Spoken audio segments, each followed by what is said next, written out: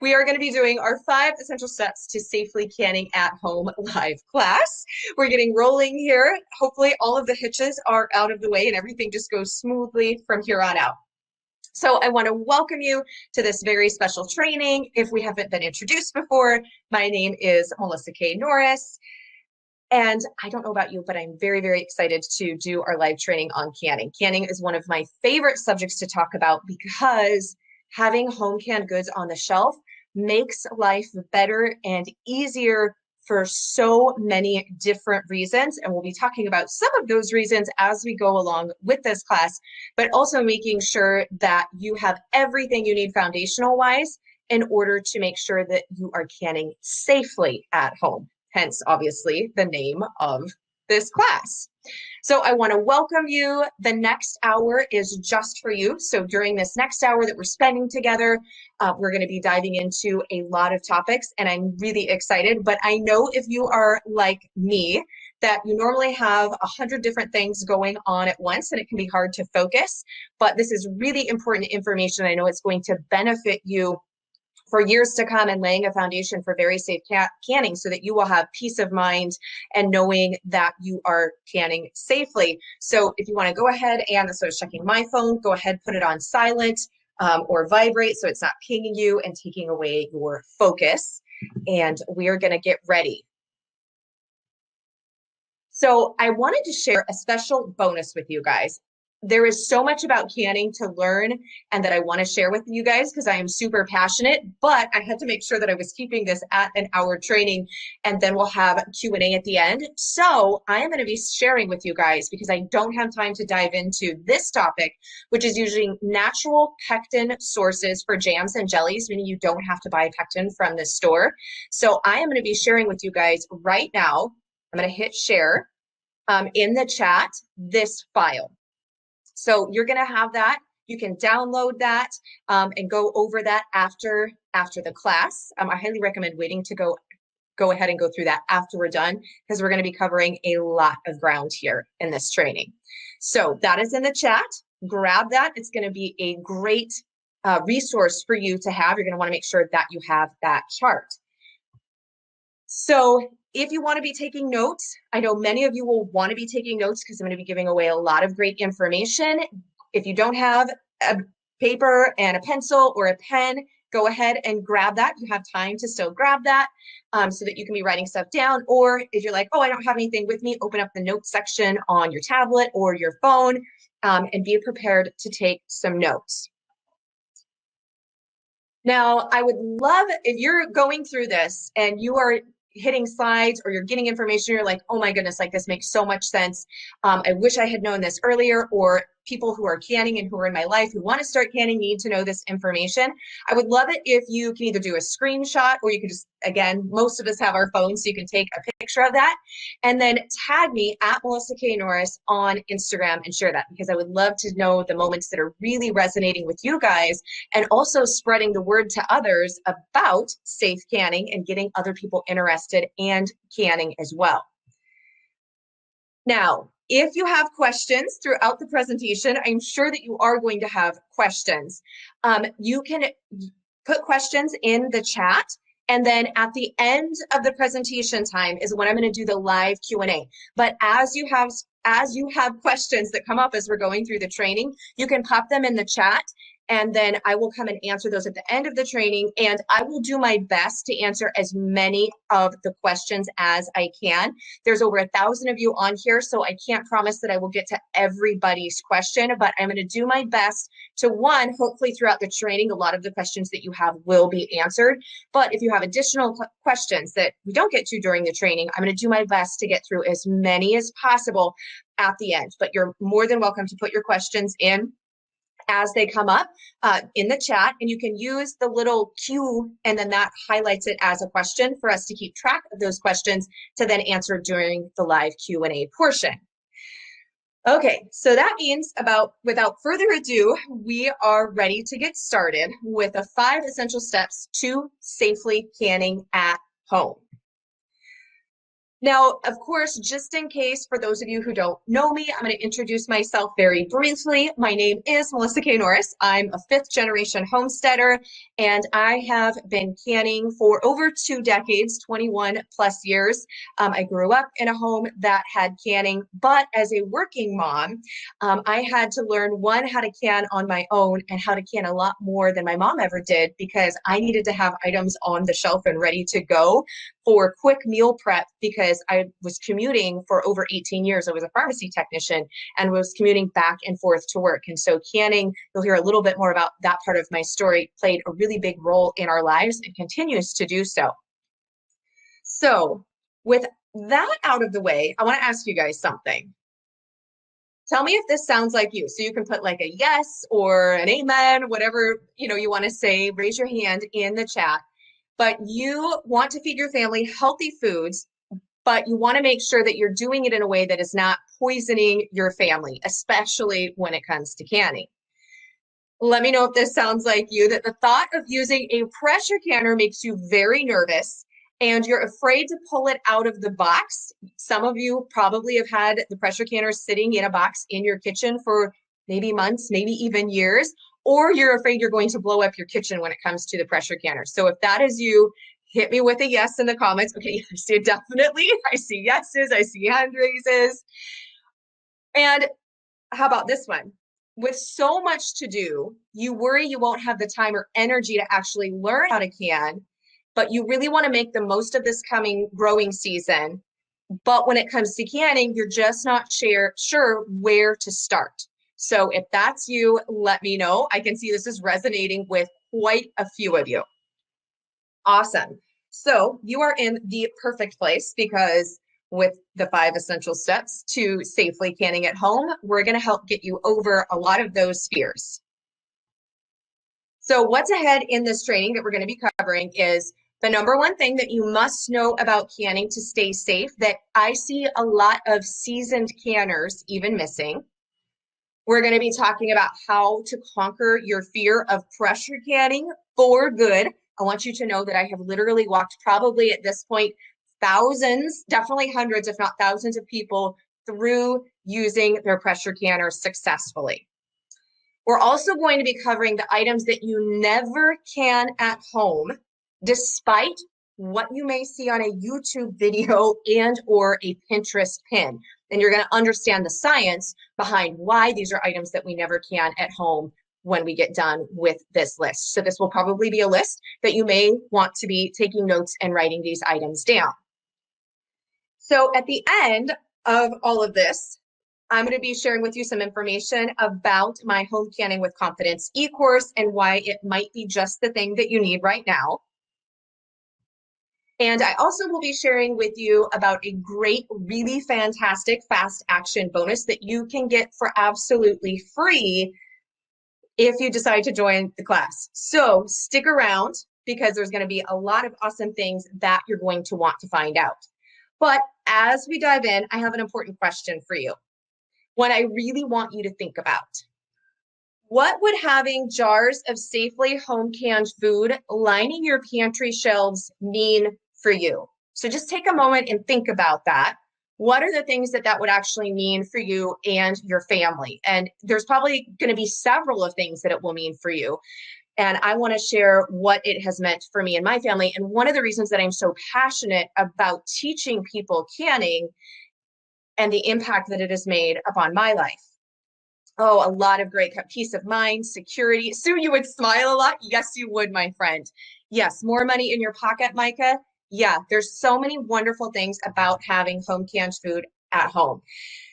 And I get a lot of those. So the picture that you see here on the screen is of me and my 2 kids quite a while ago. This was over a decade ago when my kids were just little babies. Oh, that bittersweet of looking back. And even though I'm smiling in this picture, this was actually a really hard time in my life health-wise.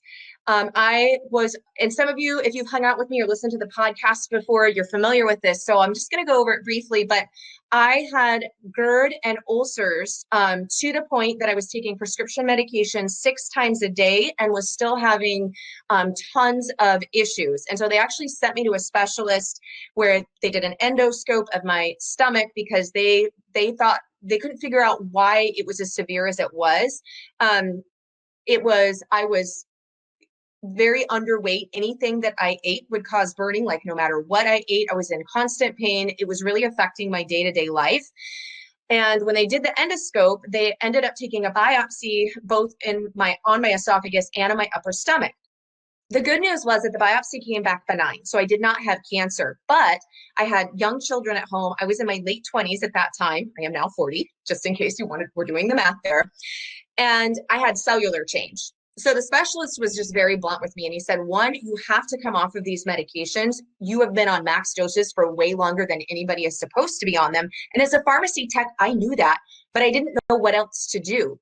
And he also said, you have to figure out how to manage the ulcers and the acid that are causing them because of the cellular change that we're seeing happen at such a young age. If you don't, the next time you come back and we end up doing a biopsy, you're not going to be as lucky.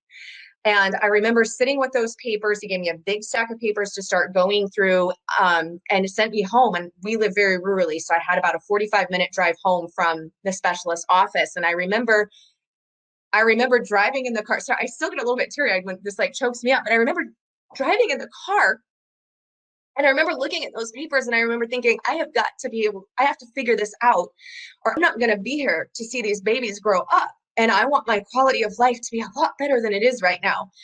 And so that journey, that really spawned the journey for me to figure out how to eat healthier and how to eat in a way that would allow my body to heal. And a big part of that was growing more of our own food. We were already growing some of our own food and I was already doing some canning, but that was the catalyst that made me do a lot more. And in order to find foods that didn't bother me, I had to can a lot of them or make a lot of things from scratch or raise it ourselves. And so it's been this continual journey. So that's why I'm very passionate about it because I have been off the medicine. It took me 6 months to fully come off of the medication, but I have been healed. I've never had to go back on it. And it has been a tremendous change in my health. So that's why I'm very passionate. Yours might not be a health reason, but it may be a health reason. And so I want to share that with you so that you understand some of the beautiful things about canning is it can be part of your health journey as well. So now, this is a much more recent picture. My babies are not so little anymore. In fact, my son, and this picture, he was as tall as me. Now he is taller than me. And my daughter keeps doing the thing where she tries to race on her tippy toes, but she's not taller than me yet, though she's going for that. So now it's been about actually 11 years now since that time frame.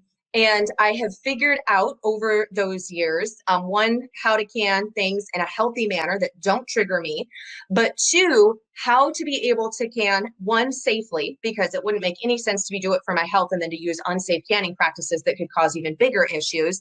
And two, systems that allow me to can a large portion of our food because of our short growing season, while still working full time. A lot of this I did while I was commuting and doing the pharmacy tech, as well as running the website and the podcast and the courses and the membership and writing books.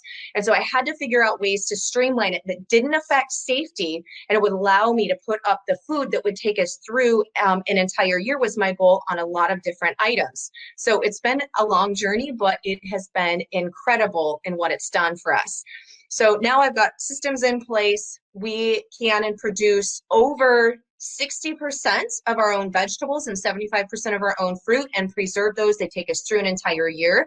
And canning is not the only way that we preserve, but it has allowed us to put up a lot of that food so that we don't ever have to buy it from the store. Okay, so your story might look and sound a little bit different than mine. But being able to transform your pantry and your life with using canning is something that I want for you to be able to have too. And that's really what this training is about, making sure that you get that correct foundation. So One of the big whys that you may have is to save money.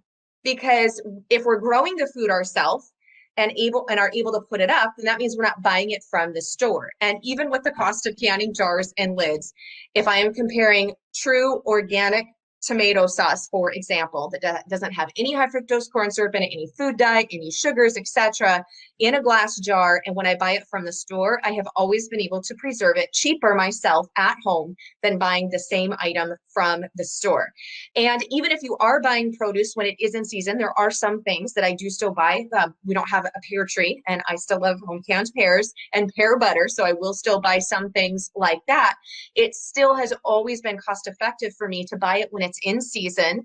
It's at its freshest point, even if we're not growing it, and preserve it. So it is definitely a way that it can help you save money and be security, really. Because I know at one point, my husband's job was actually not during the pandemic. They did have cut hours at that time, not currently, but it was prior to that. My husband's hours at work got cut, and it was almost for a full year that he wasn't able to work full time. It was part time. But because we had all of this food put up, I didn't really have to worry about having that loss of income because I could adjust our grocery budget to just eat more of our home preserved food. So I feel like home canned food is an insurance policy, and it's like money in the bank. Now, as I shared my health journey with you, that may also be a reason for you. You might not be having GERD and stomach ulcers, but you might be dealing with some other things that require you to know exactly what is in every single jar, or no cross-contamination. Like, there's a lot of different health issues, and the canning and doing your own home food preservation really gives you control over those ingredients and what's going into the food. And then I have to tell you, I love the money saving aspect. I love the health aspect, but this mama really loves the fast meal prep, because when you have got home canned food on the shelf, it is fully shelf stable. There's no remembering to thaw anything out, because I have to tell you, I am horrible at remembering to thaw food out on time. And on busy nights, all I have to do is go and open a couple of jars, and I can throw together dinner in like less than 30 minutes. It is the ultimate batch cooking and meal prep when you have home canned food on the shelf.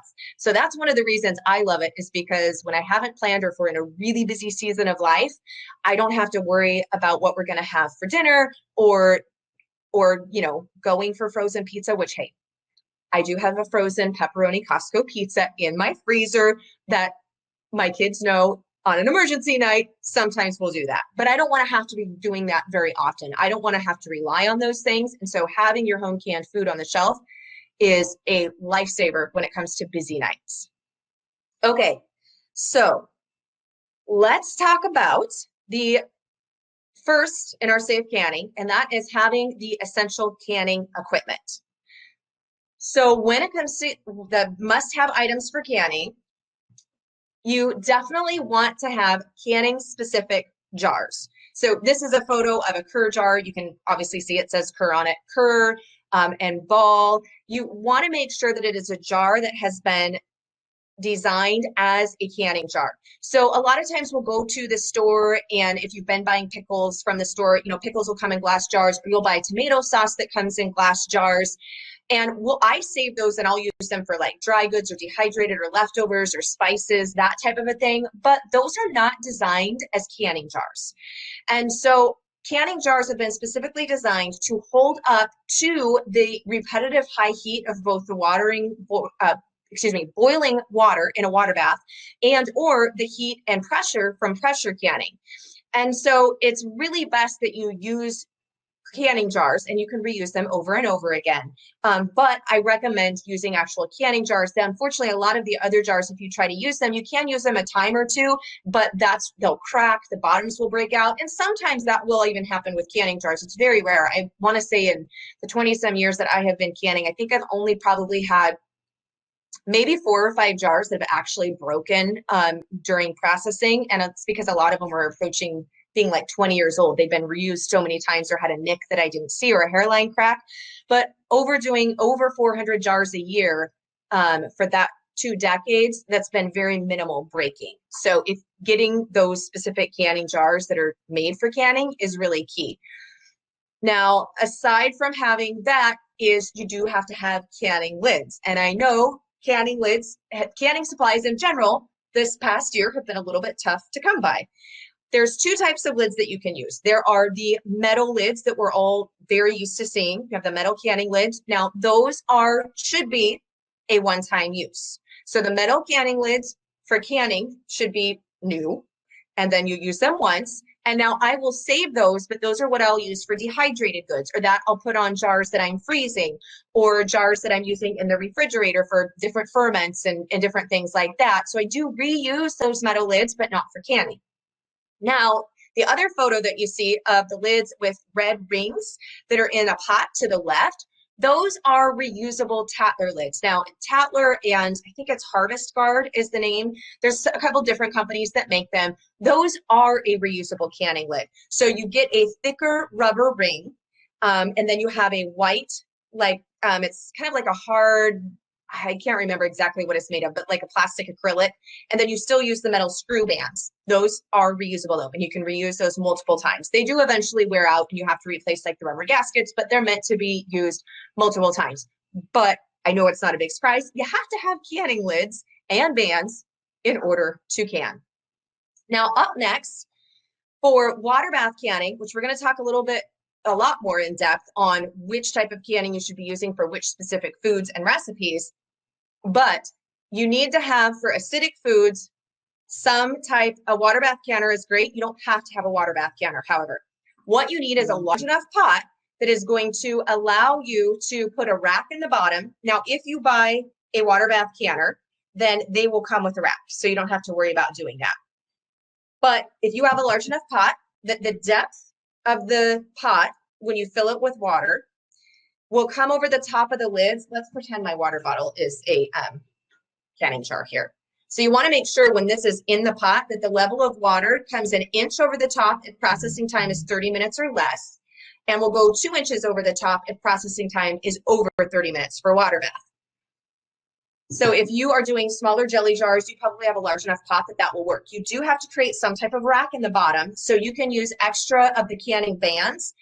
If you have extra of those, just put them in the bottom and make your own makeshift rack. You can also twist up towels and put them in the bottom, so that the goal is you don't want the jar sitting on the bottom of the pot that's in direct contact to the burner underneath.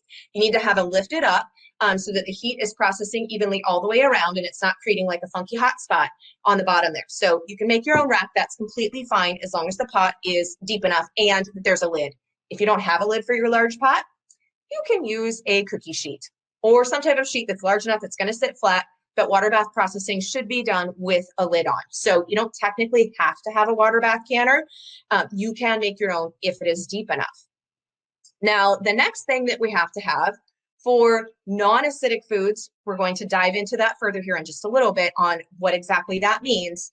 You do need to have a pressure canner. No electric pressure cookers. So the Instapot should not be used for pressure canning. They have went through third-party testing and they failed the testing to keep the interior contents of the jar at the needed temperature for the entire processing time. So they are not safe to pressure can in.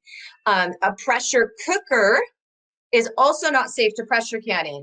There are dual models that are both pressure canners and pressure cookers, but it needs to say pressure canner on there and give you the ability to have the weights and to be able to change the weight that is on there. So pressure canner, in order to pressure can, and one that goes on a stovetop, not electric, is needed for safe pressure canning, which should be done with non-acidic foods. And we're going to get into that in our next tip here. So the last thing that you are absolutely going to have to need essential-wise, and all of us have these of some time, is a towel. So you need a towel when you're canning. It's best if it's folded at least in half. I prefer thirds. Kitchen towel, tea towel is fine. You can even use a bath towel if you're out of kitchen towels. But you want to put your jar on that when you're putting the hot ingredients in, or if you're raw packing and then putting hot brine over it, depending upon the recipe. And then you're going to put it in the canner. You're going to process it. And then when you pull those hot jars out, they need to go on a towel so that you don't have thermal shock and the jars don't crack. So kitchen towels, some type of towel, any type of fabric is another must-have item. So those are really there's some other items that are nice to have, like canning ladles, and the jar lifters, but you can use hot pads, you can use spoons. I mean, there's Those are really the essentials that you must have if you're wanting to can. Now, then one of the mistakes, number two, that I see a lot of canners making, and this is even experienced canners. And I am actually, as I was advertising this class, I had people that said, I've been canning for 60 years. And when they were outlining some of the things that they were doing, they did not understand the food science and why some of those practices are not wise. So this is why I say there's even seasoned canners that get this part wrong. So we're just going to dive into botulism. What is it? How does it work? And how did you avoid it? Because that's the one thing with canning, besides fear of a pressure canner, that holds people back or they're a little bit nervous about. So botulism is a form of food poisoning that is caused by toxins from Clostridium botulinum bacteria. And it is not just food poisoning like salmonella or E. coli, where you're going to throw up and you're going to have an upset stomach, or you may have diarrhea.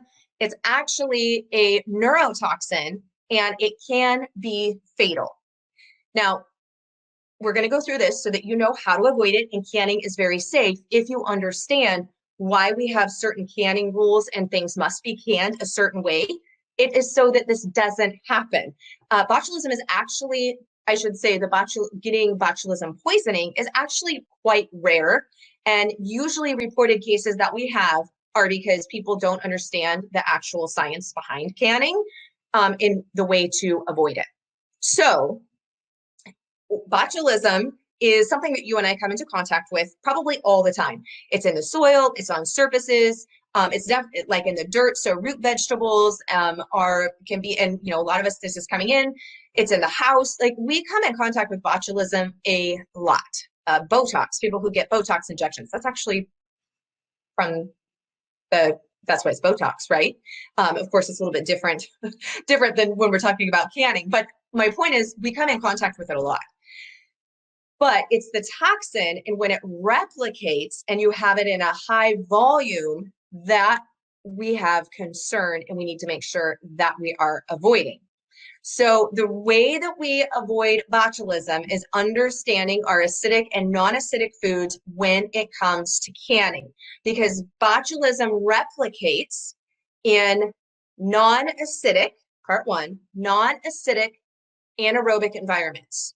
So that is an environment without oxygen, which in a canning jar, that's what keeps our food shelf stable, right? We've removed the oxygen, and that's why it can sit on the shelf at room temperature for months and years in some instances and be fine for us to eat.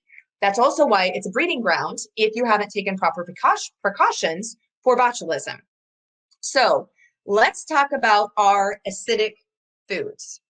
So the way that a water bath preserves our food is it uses acid, and it's an anaerobic environment. So that anaerobic environment without oxygen is good because it helps to preserve the food, but it also is why you should only be using a water bath and or a steam canner. Steam canners have went through testing, and for acidic foods only, you can safely use a steam canner if it's a water bath recipe that processes for 30 minutes or less. So just wanted to put that out there.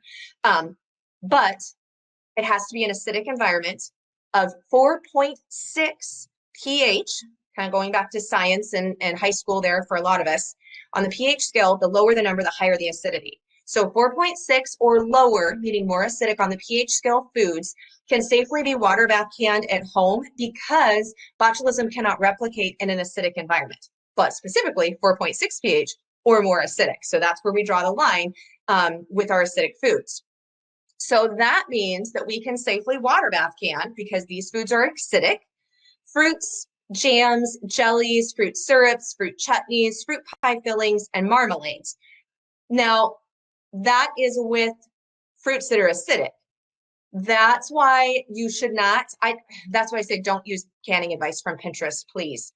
I do have canning recipes on Pinterest, but my site is one that is trusted, and I know what I'm doing with canning recipes. Unfortunately, on Pinterest, there was this huge thing going around a few years back. You probably saw it. And it was for canning monkey butter. Monkey butter is pureed bananas. Bananas are a fruit, but bananas are not acidic enough to can. So one should never try to can banana fruit butter, okay? Because it's not acidic enough. So your berries and your stone fruits, those are acidic enough. When it comes to like dates and figs, sometimes there's some fruits that you'll have to add added acid to. So it's knowing that you're following canning recipes for fruits that the acidity level is there. So as I said, no bananas. You can also safely water bath salsas and tomatoes with added acid. So tomatoes themselves, and there's a myth that if it's an heirloom tomato, it's acidic enough. That is not true. Tomatoes are borderline being acidic. And a lot of times when they've tested a lot of different tomatoes from all different varieties and all different areas, they don't test at 4.6 pH level. They're higher in number, which means more alkaline, right? Because the lower the number, the more acidic. So all of your tomato products should use the form of added acid when you are canning them. So that's going to be citric acid, bottled lemon juice from concentrate, as well as or vinegar. So with salsas, we have the addition of non-acidic vegetables, because in your salsa recipes, you're going to see onions, garlic, and peppers for the most part make up your salsa. So salsa recipes, when being canned, really need to be a canning salsa recipe from a tested source. I love to make up fresh salsa and just adjust the flavors however I want, but not when it comes to canning, because the salsa canning recipes has been formulated and tested by the ratio of the non-acidic to the acidic. And if you mess with those ratios and decide, oh, I like this spicy, I'm going to add in 3 more peppers, you have actually changed the acidity levels, and you could have changed it on the side of not being acidic enough to be safe. So that's why I want to say we can water bath our salsas and tomatoes, but only with canning specific recipes and when we have the added acid in there.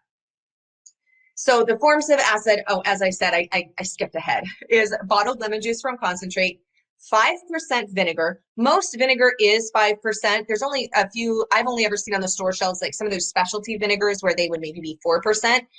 You want to make sure that they're at least 5%. Stronger is fine, right? Because that means it's more acidic. The higher the number is completely fine, but you want to make sure that it's at least 5% vinegar. And the bottled lemon juice from concentrate, unless it's a jam recipe that specifically says it's okay to use fresh lemon juice, like strawberries are already acidic enough that there's some different, I have a strawberry jam recipe that uses fresh lemon juice. It's to help it set because it doesn't use store-bought pectin. That's fine. But if the recipe does not specifically say fresh lemon juice or fresh lime juice, it needs to be bottled from concentrate, because bottled from concentrate is always a set percentage of acidity. And when we're harvesting fresh lemons or using them, depending upon the type of lemon, how ripe it is, etc., the acidity can really vary. So that's why it's bottled lemon juice from concentrate unless specifically indicated otherwise. Okay, so for water bath and canning, we can also do our pickled vegetables when we're using vinegar, right? So you can't can your ferments, like fermented pickles. Well, you wouldn't want to do that anyways, with the exception of sauerkraut. But it needs to be pickled vegetables with vinegar. And again, it needs to be pickle recipes where the brine ratio is from a tested canning recipe, so that you are sure that the vinegar to water ratio is keeping that within the 4.6 pH level. Okay, so we have covered, we can safely water bath can acidic foods with those guidelines. Now we're going to talk about our pressure canner.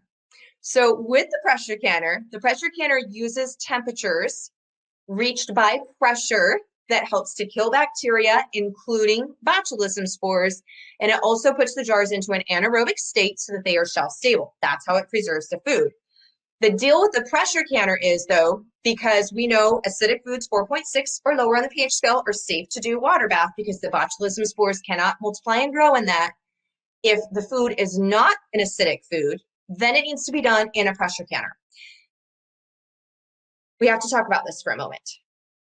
I don't care how long you boil water.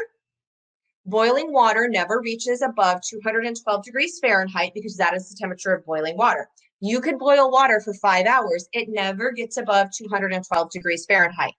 There is myth is not the right word, a misconception that if you just water bath vegetables for 5 hours, then it's okay. That's not okay, because botulism spores, if they are present, will not be killed at 212 degrees Fahrenheit, even if you boil it for 5 hours. the contents, the inside of the jar, if the spores are in that food, you need the pressure canner selected at the proper pressure for your altitude. So if you are doing vegetables, meat, broth, any of those non-acidic foods, if you are 1,000 feet above sea level or lower, you're going to use 10 pounds of pressure. If you are 1,001 feet or higher above sea level, this is for the weighted gauge on your pressure canner, you will be using 15 pounds of pressure. And that allows the inside temperature of the pressure canner to reach 248 degrees Fahrenheit. That is needed for the entire processing time of each recipe in order to ensure all of the botulism skills are, I'm just making sure my phone is, that there's not an issue. Oh, sorry, it's my daughter blowing up my phone. I just wanted to make sure we were still rolling. Sorry about that. No, it's just having a 12-year-old who likes to text her mother. So that's why you want to make sure that you are processing it for the entire time and using a pressure canner. There's also a false belief that, oh, you can turn the oven on to 250 degrees and you can can in the oven because that's a higher temperature. And if the inside of a pressure canner reaches 248 degrees Fahrenheit, well, then the oven is fine. That is not true. The reason that is not true is because dry heat, one, can cause damage to your jars. Jars can shatter. But the real reason is dry heat does not penetrate and kill bacteria the same way that a wet heat in a pressure canner does.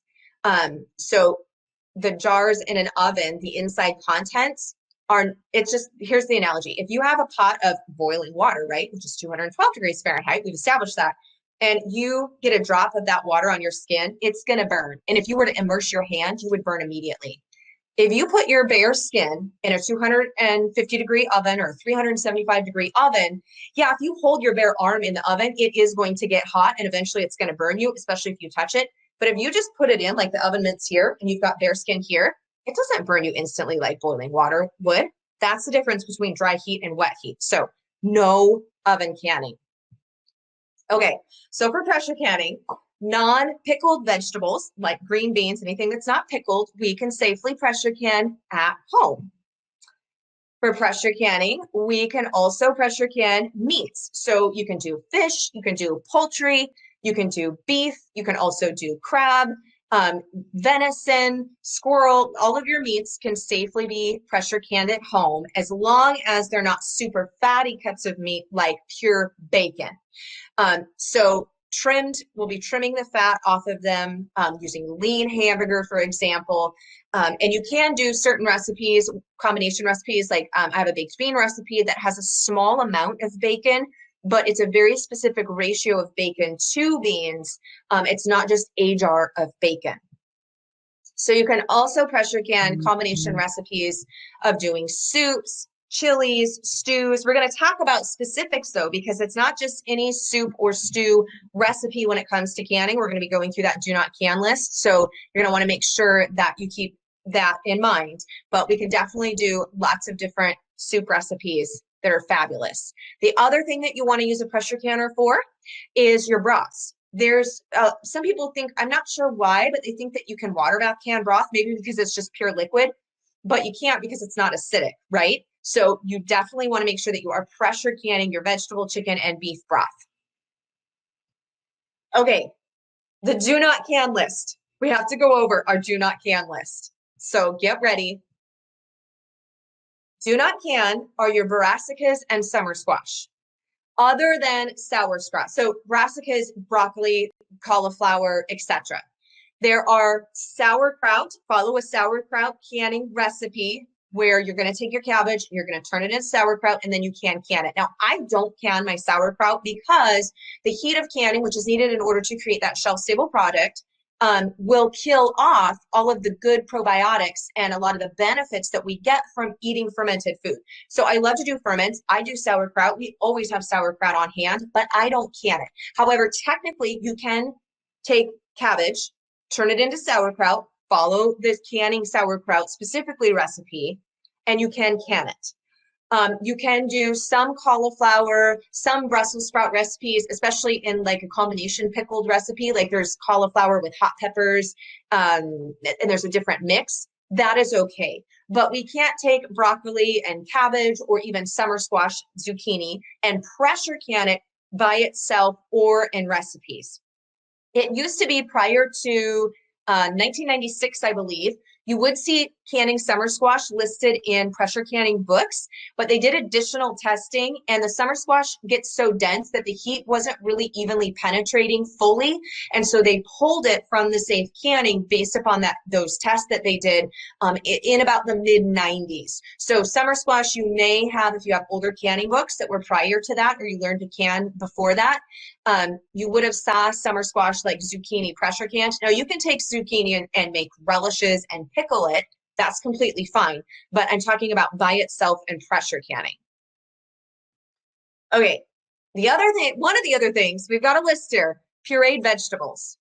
So the only form of pureed vegetables that I have ever seen from a tested source is a split pea soup recipe where you are pureeing some of the split peas and canning homemade split pea soup. But for everything else, you don't can up pureed vegetables. So refried beans, you don't puree them up and then put them in the jar and can them. And yes, I know you can buy them that way at the store, but here's the deal. Commercial pressure canners reach much higher temperatures than you can get at home with a home pressure canner. That's why you'll see things like pumpkin pie filling where the pumpkin has been pureed, pumpkin butter, refried beans, etc. on store shelves, and you can't do them at home with a home pressure canner. It's because of the temperatures needed to be reached to ensure they're safe, and you can't get that with a home pressure canner. So you can can beans, which I do all the time. In fact, for dinner 2 nights ago, we did, but you don't puree them up, you can them. And then at the time of serving, you just puree them really quick. So you still can have your home refried beans, but you don't can them in the refried state. Pumpkin butter. Again, pumpkin is not acidic. We can have fruit butters and can them, with the exception, we can't do banana butter. But you cannot can pumpkin butter or pumpkin pie filling where it's been pureed up, even in a pressure canner. It's a density issue. So you can safely can chunks of winter squash, which pumpkin is included, but they can't be pureed. So you then drain them off and then you puree them up at the time of eating, which is what we do for the same thing with the refried beans. So really important to know there. Okay, there is no safe timelines and tested times, recipes, etc. for canning dairy. So milk, cheese, butter, all those things. Yes, I know they're on store shelves. Again, it's the commercial pressure canning temperatures versus home. And we simply don't have any tested times that say, yes, if you do this at 10 pounds of pressure for X amount of minutes, it will be safe. They don't exist. So don't can dairy. That includes doing dairy-based soups. Nope, you can't do that. What I do is I can up my tomato sauce. And then when I want to make cream of tomato soup, I dump out my can of tomato sauce and then I will add cream to it at the time of serving. Plus, dairy can curdle and it doesn't really do well at high temps. And so I don't think even if you had a safe time, it would be a good end product to begin with, but there are no safe and tested times. Okay, let's talk grains and pasta. So I know I talked about combination recipes and soup, but you can't safely can grains and or pasta. So chicken noodle soup, again, I know what's on the store shelves, but one, it doesn't hold up. So for the processing times that we need to do for meat and a lot of the different vegetables, it's going to be mush. But secondly, especially things like rice, they swell up, they can cause issues, and we don't have a tested time that would make sure that if there were any botulism spores in there, that they were killed because the heat can't penetrate through a lot of these ingredients. So you can do your base of any noodle soup, but you have to leave out the ingredients that we can't safely can at home. So I will do a base for chicken noodle, which is chicken, broth, onions, carrots, etc. And then when I want to make chicken noodle soup, I just heat that up and then I boil the noodles and add them to it right at the time of serving. Same thing with the rice. Add it to, just make the rice, dump it all together in the pot, and we're good to go. So you should not be canning them though. Okay, we ought to talk about fat. So what I'm talking about is jars of straight fat. We don't can jars of straight fat, nor do we can jars of full-on bacon. We don't can jars of butter. They're fine to freeze. Freeze your butter. I render down my own lard. We raise all of our own meat. I have a ton of lard. I render my lard. I don't can my lard. I render it and I put it in the jars. And then I'll leave my lard on the counter for the jar that I'm using, or put it in the fridge, put it in cold storage, etc. But you don't want to can it. We don't have, again, any tested safe times that say if you can this stick of butter at 10 pounds of pressure for 20 minutes, that it's safe. They don't exist. Also, butter, fat, even when it gets melted, and it's liquid when it gets hot, but then it solidifies back, it can also mess with your seal. So that's why when you're canning meats, you'll use vinegar on your cloth when you're cleaning the rim before you put the lid on, because if there's any fat on there, it can inhibit the seal and it can cause sealing issues. So we're not canning jars of full fat. We're also not canning pickled eggs. This is one that sometimes throws people because it's pickled, right? And we think, okay, pickled vegetables are fine to can, pickled eggs, no. And the reason for that is because eggs are a lot denser than your vegetables. And pickled eggs, make your pickled eggs, but they need to be kept in cold storage. So fridge, or if you have a root cellar that stays, close to a refrigerator temperature, that's fine. They have tested jars of pickled eggs that tested positive for botulism when people tried to can them. So do not can your pickled eggs, keep them in cold storage. The good news is, because there is so much that we can safely can at home, you'll have more room for cold storage items in the freezer and or the fridge. Okay, thickeners. There is a lot of misconceptions or thoughts around thickeners with canning. So for canning, this is especially like when we talk about soups or doing different sauces and syrups and things like that. Used to be, back in the day, it's funny I'm saying back in the day because I'm actually talking about 1995 or earlier, which isn't really, really back in the day, depending upon your age. But in canning speak, there were recipes and canning books that had you using flour, or cornstarch or different things like that in different pie filling recipes and some other different relish recipes, etc. But after doing testing, they don't really stay well on the shelf. They're fine for about a couple of maybe 3 months, and then they start to break down and get really weepy and the texture changes and it's just kind of gross. But really, they found with the testing that they didn't hold up to the heat well, and it could create not hot pockets. Now I'm sounding thick pockets. There we go. Thick pockets, uneven density, and then the heat couldn't penetrate through those pockets in order to kill any bacteria spores if they were present. So the only approved canning thickener, safety-wise, is a product called Clear Gel. So it is made from modified cornstarch. The one that I use, I have done a lot of research, and it is not made from GMO corn. I know we hear modified in our minds, especially mine immediately goes to genetically modified, because I try to avoid as much genetically modified food products as possible. It's just my own personal thing. So it's not made from genetically modified corn, but it has been modified so that it holds up to the heat and it doesn't create uneven pockets of density within the product. So you don't have to use it. You can still do pie filling. You just leave the thickener out. And then at the time of making the pie filling, you can add some flour at that point if heated up, and then put it into your pie or whatever dessert you're making with the pie filling, and have it that way if you want to thicken it. I do buy the Clear Gel, and I do use it just because it's easy to have my jars ready to go, and then I can dump them out, put them on top of the cheesecake without having to heat it with the thickener to get it thick. So no flour. Tapioca starch, arrowroot, xanthan gum, none of those types of thickeners. Okay, raw pack dried beans. So stay with me here for a minute. You can safely can dried beans at home in a pressure canner, no problem. But what you can't do, and this is, I think people just trying to take shortcuts or not understanding that the tested times we have are from the food being at a certain cooked state. Raw packing dried beans is not safe. So what I mean by that is you don't take dried beans, pour them in a canning jar, and then pour boiling water on top and put it in your pressure canner and process it. That is not how you safely can dried beans. You either need to do a long soak, or you can do the quick soak where you're going to boil them for so many minutes, then they sit in the water for an hour, and then you drain it, you put fresh water in, and then you can them from a hot pack state. So you can definitely safely can dried beans, but not as a raw pack. Okay, number 5 on essential safety. I know a lot of you have been waiting for this, is we're going to understand the way your pressure canner operates and how to use it properly to make sure that you are staying safe. So you need to understand the function of how each part of your pressure canner operates and what its purpose is. And then once you have that understanding, it's going to help you stay safe, and it really alleviates a lot of fear for a ton of people.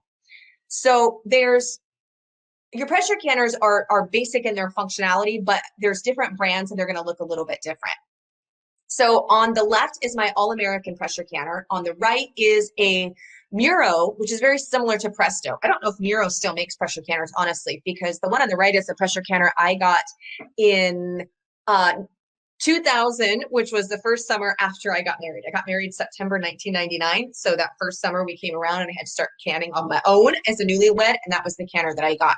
So I'm not sure if it's actually still in production or not, but it doesn't matter because it still has all of the safety features and the same functions that I'm going to walk you through. It's canners that were like from the 1940s and 50s that didn't have all of the safety features that we do now, where you mainly hear horror stories of people. My grandma actually blew up a pressure canner in her kitchen before I was born. So I'm going to walk you through that. But the newer pressure canners, and like I said, when I say newer, I'm being generous. I'm talking like from the 1990s is still considered newer on these pressure canners. But we're going to walk through it so you can make sure to avoid it. So the first thing when you are operating your pressure canner from a safety standpoint is you want to make sure you put your rack in there.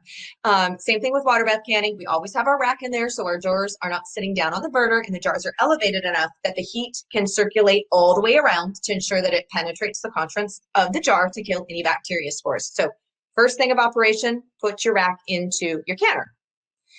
Now, we're going to be talking about the lids. So even though these lids look different, they do have the same basic function, and this is a safety function.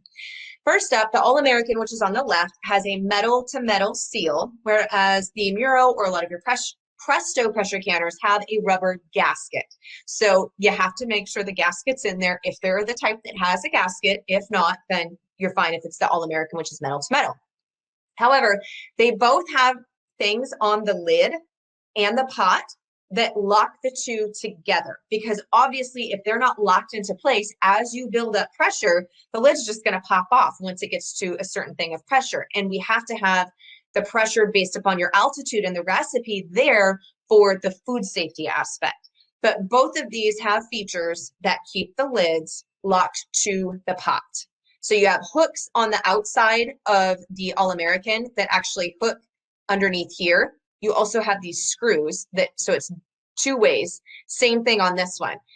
You have these little teeth here, and there's matching ones down on the pot, and they slide over and lock. So, and there's also on the handle of this one is another locking mechanism. When pressure builds up, there's a lever that locks the handles together. So both of them have two different ways in case one were to fail that lock it into place. So here's, up close, in case my little mouse there, you couldn't see it very well. So that's where that's locked into place. And then I've got the wing nuts here that are screwed down, right? And then here is that lever that's on the lid of this one. And when it's in place, once pressure reaches a certain point, this lever locks the lid handles to the pot handles. Now, on your lids, all your pressure canning lids, you have a vent pipe. We're going to talk about the importance of the vent pipe here in just a second. But one of the things that you want to make sure you're doing when you are canning is every time you can, hold that lid up to the ceiling or to light and make sure that you see light coming through that vent pipe, that there's nothing blocking it. Okay, so it's just a really quick visual check, and then you're going to lock your lid into place. Now, this is the vent pipe. So I was seeing, you saw the underneath side, so I could look up all the way through. You've got your vent pipe here. This is important. When you are pressure canning, you need to bring your heat up until you see a steady stream of pressure coming out of the vent pipe. Then set your timer for 10 minutes. The reason that you need to do this, and some people skip this step, and it's actually an important one, and it has to do for both food safety as well as your pressure canner safety. One, if a steady stream of pressure is coming out for 10 minutes straight, you know that nothing is blocking your vent pipe. But the real reason that you want to do it, or I should say the second reason that you want to make sure that you're doing that, is because it allows the inside of the pressure canner to exhaust. And if you don't exhaust it, so for 10 minutes, it can actually affect the pressure inside the pressure canner. And you want to make sure that that pressure gets to where it needs to be for your altitude so that it can safely reach that 248 degrees Fahrenheit in order to ensure any botulism spores would be killed. So don't just put the lid on your pressure can or turn the heat up and immediately put that weighted gauge over top of that vent pipe. Make sure that it vents for 10 minutes. Once you see a steady stream of steady that is like a tongue twister, a steady stream of steam coming out the vent pipe. I'll get it out there eventually for 10 minutes. Then you put your weighted gauge on there. Okay. The next thing we have from a safety standpoint, and this is what a lot of older pressure canners didn't have, is you have a over-relief safety valve. So on the lid of my Muro, it's like a little red dot. And then on the All-American, it's behind the handle and it's black.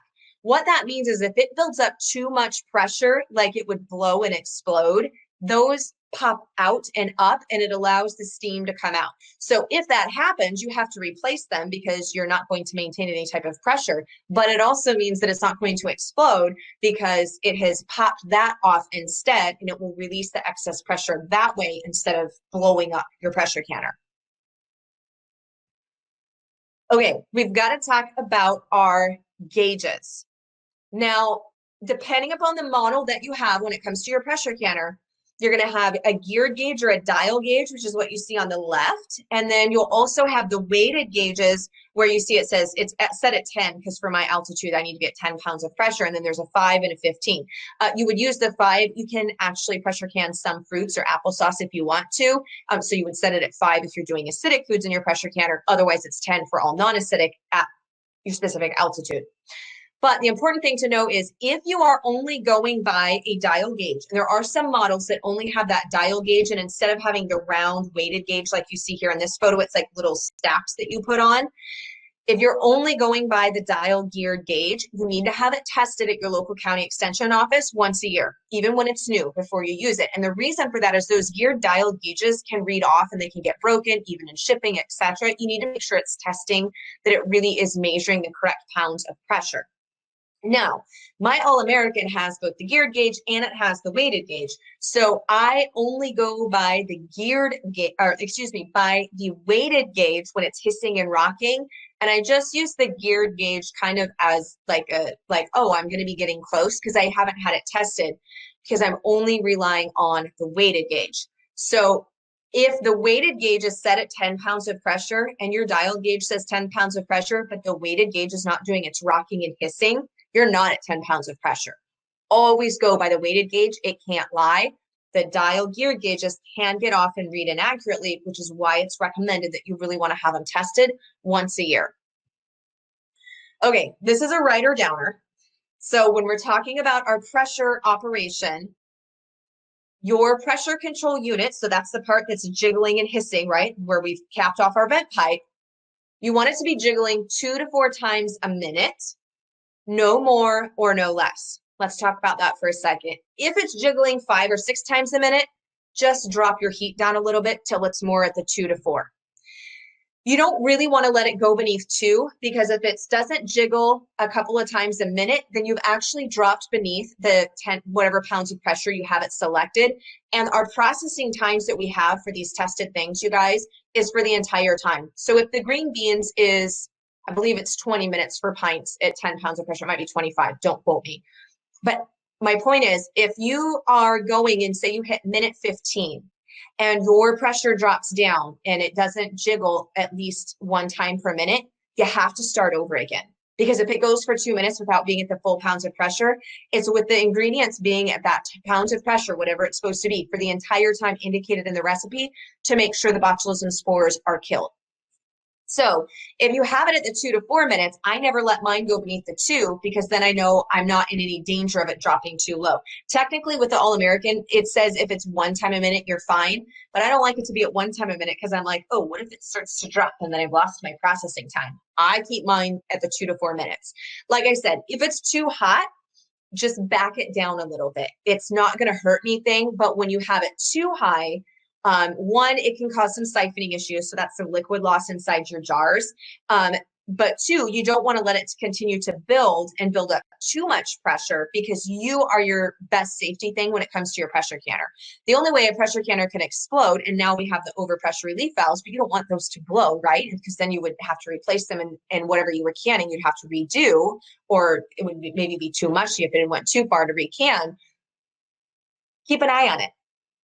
Just use your ears and watch it. And if it starts to get up too high, you just bring the heat back down because it's all controlled by heat.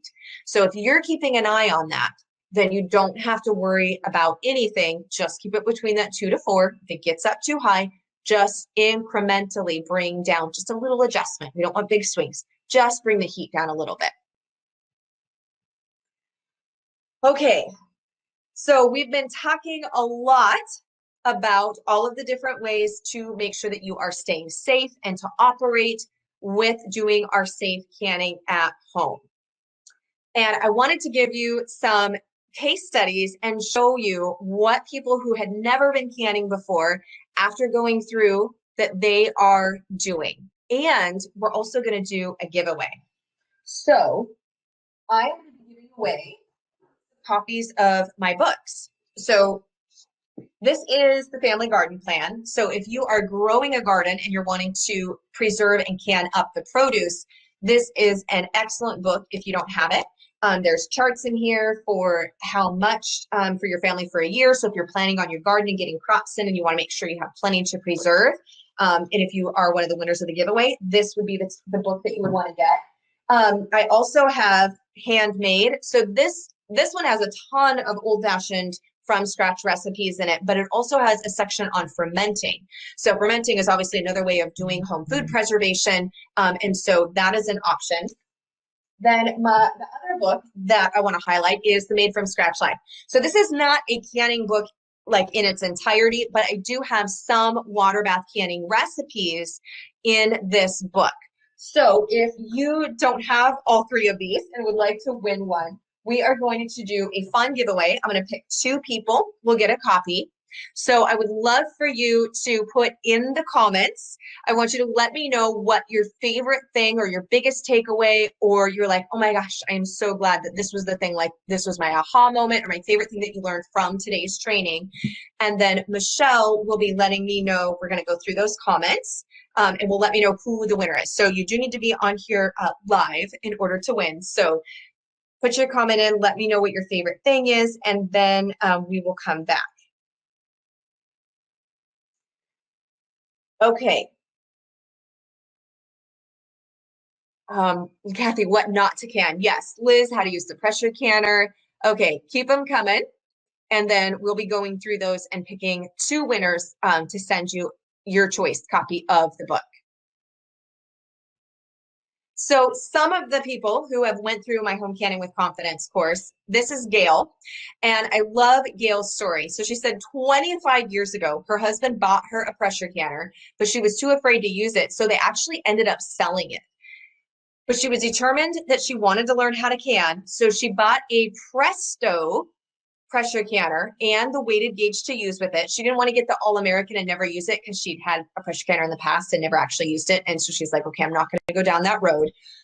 And she successfully canned 14 pounds of beautiful organic green beans for the very first time using her pressure canner. And she said, thanks to Melissa's canning class, I had no fear and I enjoyed every moment of it. And now I'm making a list and I can't wait to do more pressure canning. Now this next story is Cheryl.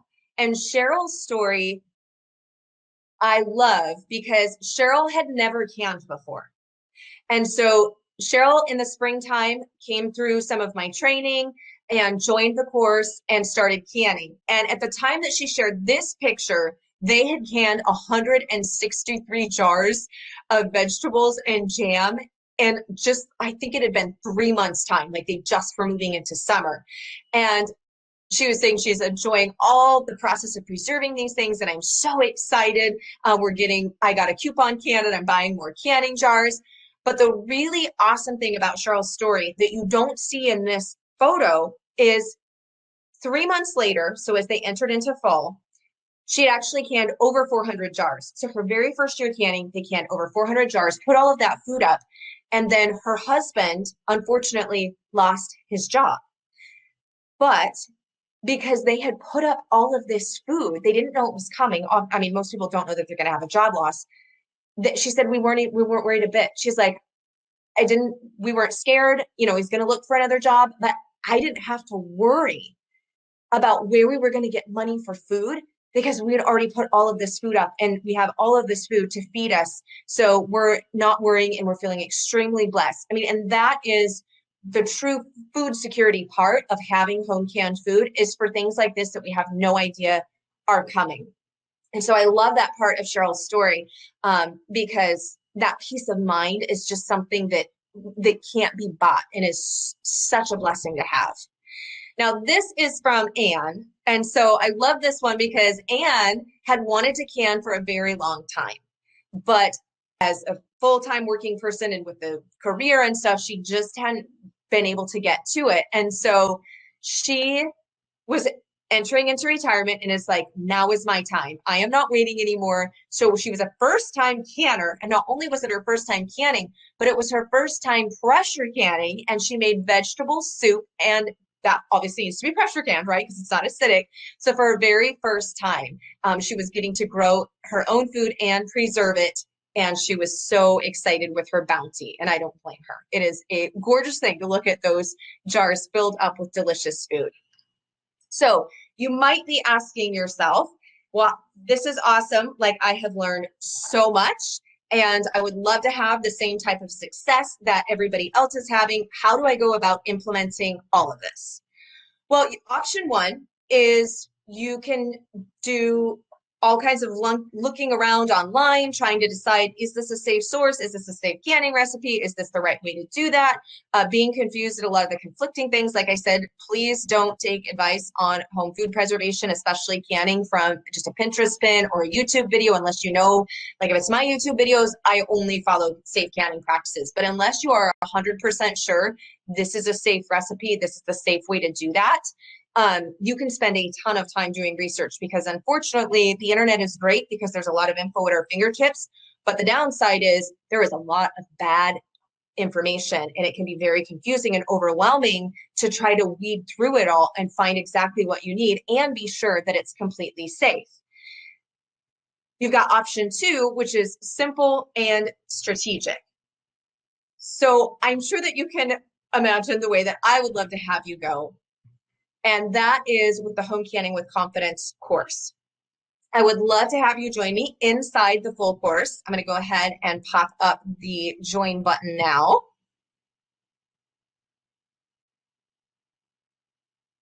There we go. I think that's going.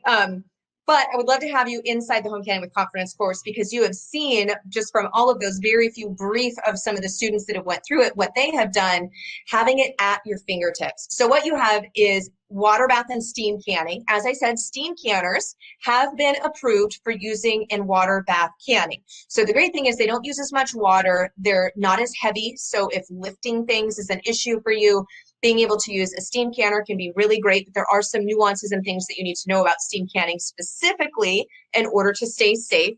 And so you will learn how to do that and or just use the water bath method.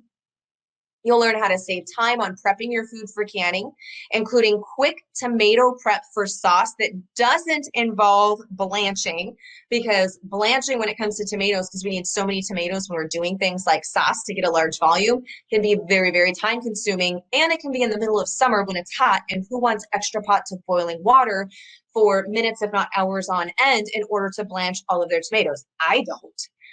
You will also learn how to can crisp pickles and pickling safety. We did talk about that some here, especially the safety aspect, but how to make sure that you actually have crisp cucumber pickles that are canned. How to use less or no sugar when you are canning your fruit products.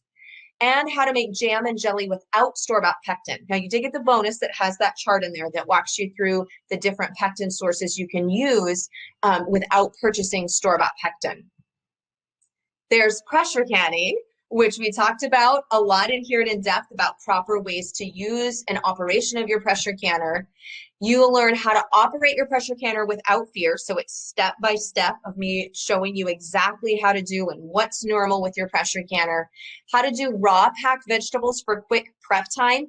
Note I said with applicable vegetables because, as I said, dried beans, you can't raw pack and can dried beans. They have to be prepped in a different manner.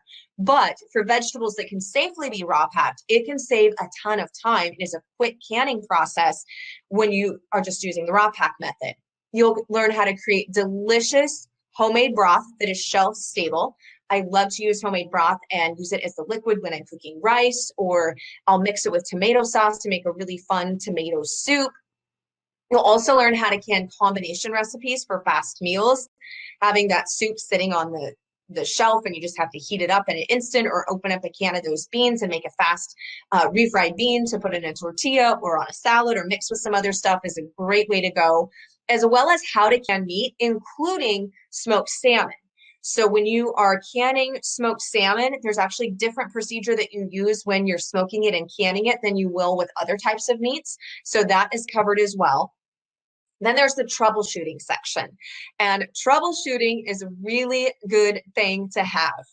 You're going to learn how to properly store your jars, how to avoid siphoning. So that's that liquid loss when you are processing your jars and then you pull them out of the canner and you see there's a bunch of liquid that has come out, how to help prevent that, how to know without a doubt if the jar is thoroughly sealed. So how to check your seals and how to make sure that the seal is very, very intact. How to test your jams and jellies to make sure that they are setting before you pull them off and put them in the jar and can them, so that you know that they're going to be gelled and nice and thick before you've went through all the work of canning them, only to discover after they've all sealed and you open up a jar, oh, this is still running. So we teach you how to avoid that in the beginning. And then also how to safely reprocess your jars that don't seal if needed, because you have a very brief window and a way that you need to do that. If you decide, oh, I really need these to be shelf stable, they need to be recanned, and you're not just going to put them in the fridge or the freezer, which if the jar doesn't seal and you don't follow the reprocessing procedure, they do need to go in the fridge and or the freezer. So what you get is lifetime access to over 30 step-by-step video tutorials with step-by-step instructions, including written PDF guides and charts. You get an online training portal so that everything is in one place. So you're not using or wasting time hunting and pecking all around the internet or trying to go from this site to that site. Everything is right there for you. And then you get the bonus, like I said, with every video, there's printables, there's download guides, there's cheat sheets, there's charts, and over 65 plus of my canning recipes. So what is the investment for the Home Canning with Confidence course? So the total value of the Home Canning with Confidence course is over $364. I have seen a lot of canning courses that, one, it'll only be water bath canning, or it'll only be pressure canning, and just that portion in those courses, it doesn't include all of it like this one does, are over $100, if not multiple hundreds of dollars, and it's only half of the part.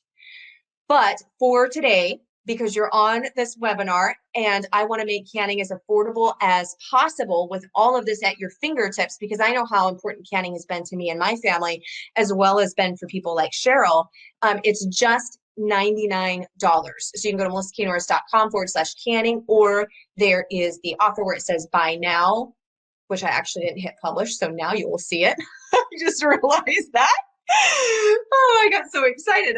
So you should see that now in the chat where it says that you can get use that special link, because if you just go to my website and try to buy the course, you won't see it for just $99. It will be more expensive. So you can get it right now, which is an incredible value all on its own, but that's not all. So if you buy today, you get the fast action bonus, which is my favorite from scratch recipes that are made from home canned goodness. Because as I said, one of the beautiful things about having all of this home canned food on the shelf is being able to, on busy nights, just go and pull stuff off and make different recipes and food. So this is an ebook that has my favorite recipes that use home canned goods. Now, obviously you see peach buttermilk muffins, and so it's going to be using my home canned peaches with other items to make recipes, but it's using those so that you've got some great recipes at your fingertips. So that you get if you buy and join the Home Canning with Confidence course today. Right now, you will get access to that fast action bonus for free. So it'll be added to your order. That's not all. So bonus number 2 is my fermenting vegetable class. So this is a mini course, and you will learn how to ferment both sauerkraut as well as cucumber pickles, and you have a whole guide on what type of equipment you need in order to ferment. Now, there's some vegetables that should not be canned, but can be fermented. As we talked about, cabbage is one of those. So this is a great way to add to what you have for your skill sets on preserving your food at home, and fermenting is an excellent way to help preserve some of those summer crops through the rest of the year. So the total value here is the Home Canning with Confidence course, which is valued at $364 all on its own. You get the fermenting bonus mini course, and you get the easy from scratch recipe bonus, which that total value, add all of those up, is over $400. You also have a 30-day money-back happiness guarantee. So within 30 days of your day of purchase, if for whatever reason you decide the course isn't for you, all you have to do is shoot me an email and I will give you a refund. As you can see from a lot of our case studies where we had Anne and Cheryl and Gail, I highly doubt it will happen, but it is there. So what next is you're going to go to, you can click that buy now button or the link. Michelle is popping the links in there for you, or you can just type in melissaknorris.com/canning, and you'll land on the page and you'll see exactly what you see before you here, where it says safely fill your pantry with ready to eat meals, and you'll click on buy now. That will take you to this section where for $99, you get the basic, which is everything that I just covered. You get all of those bonuses, you get the 30 videos, the PDFs, the checklist, those charts, all of that for $99. If you want to go the plus, which is only $127, you also get the Canning Systems Toolbox. Now, many of you already took advantage of that when you signed up for this class. You were able to get that for $29, and you saw that and you snagged it. Super smart. But if you missed that or you didn't snag it, you can get that now, and so you can add it, which is the Easy Canning Planning System, as well as the Safe Time-Saving Organization and Storage Guide. Excuse me. I need to take a drink of water real quick. So what you get within the Canning Systems Toolbox, which is in addition to the full Home Canning with Confidence course and all the bonuses that are from today, the fermenting class and all of those, is you have my planning system. So you have in a chart format and a system that you'll go through. In there is how much fresh produce you need to fill a jar. So it may be from your own garden. So you know, okay, I need to have at least this amount to fill 1 quart jar. Or if you're buying in bulk, or you're like, I need to can 7 quarts, or I need to can more than that, how much produce in alphabetical order, fruits and vegetables, do I need in order to meet that? So it's really handy. We also have the seasonal guide. So that lets you go through and know this is when this fruit or vegetable is in season, so which months. It also gives harvest tips so that you know that you're picking that or harvesting that at the absolute best prime time in order to then go ahead and can it. So it allows you to plan out. There's inventory sheets in there so that you can keep track of what you have canned, how much you need for a year, then what that, and then what that looks like, how many you canned, how many you've used, with notes. So you've got all of that, and then you have the time-saving part. So not only will having those charts there save you a ton of time so that you don't have to hunt and peck in all these different places, and honestly, a lot of that information, as I've compiled this over the years, I couldn't even find it all in one spot. It was either keeping records from my own canning every year, this is how much, or it was going to multiple different books and websites and just keeping all of this information in one spot. And so I'm like, okay, I need this at my fingertips, all done up in these charts for myself and inventory. And so I'm now sharing them with you guys as well. There is, for the time saving, like what can you do that doesn't ever affect safety that saves time? So for example, as I said, you can freeze your tomatoes. I don't like to blanch my tomatoes. I think it's very time consuming and it makes my kitchen hot. So I like to freeze the tomatoes because they can be frozen and I can deal with them later. Or if I don't have enough tomatoes that are on quite yet to even bother doing, which that chart will let you know you need about this many pounds of tomatoes in order to do XYZ with it, I can freeze them. Then I thaw them and the skins just slip right off. And so it's super fast and I don't have to blanch anything. And that allows me to focus on the crops that can't be frozen, that need to be processed immediately for best texture, safety, etc. So all of that plus a whole lot more is what's in that Canning Systems toolbox and the plus version. So after you pick either basic and or plus, then your final step will be at checkout. Now, if you have bought any of my other courses, then when you go to put in your email address, it will say email already exists. So log in first. If you already have my courses, then you know you have a login.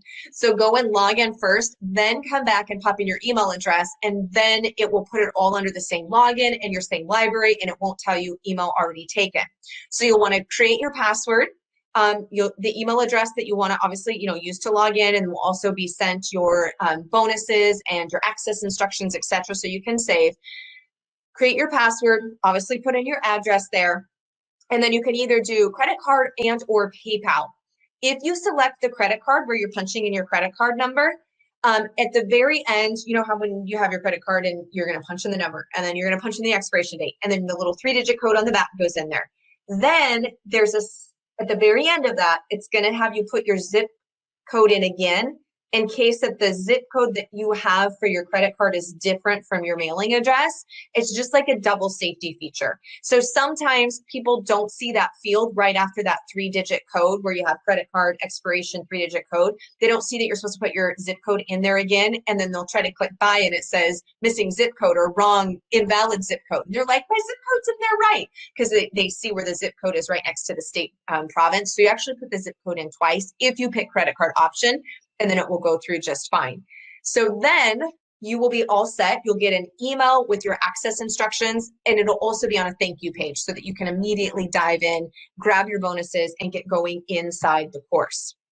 So as I said, the fast action bonus ends tonight at 9 p.m. So if you want that recipe book that has all of my favorite from scratch recipes that are made from home canned goods, you want to make sure that you go and buy right now. And if you purchase, I want to see you put it in the chat so that I can welcome you and cheer you on. And I'm very, very excited. But we are now going to enter into the Q&A portion.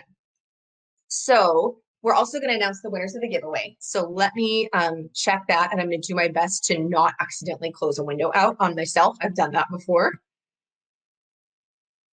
Let's see. That did not work. Why did that not work? Well, I was worried about the wrong part.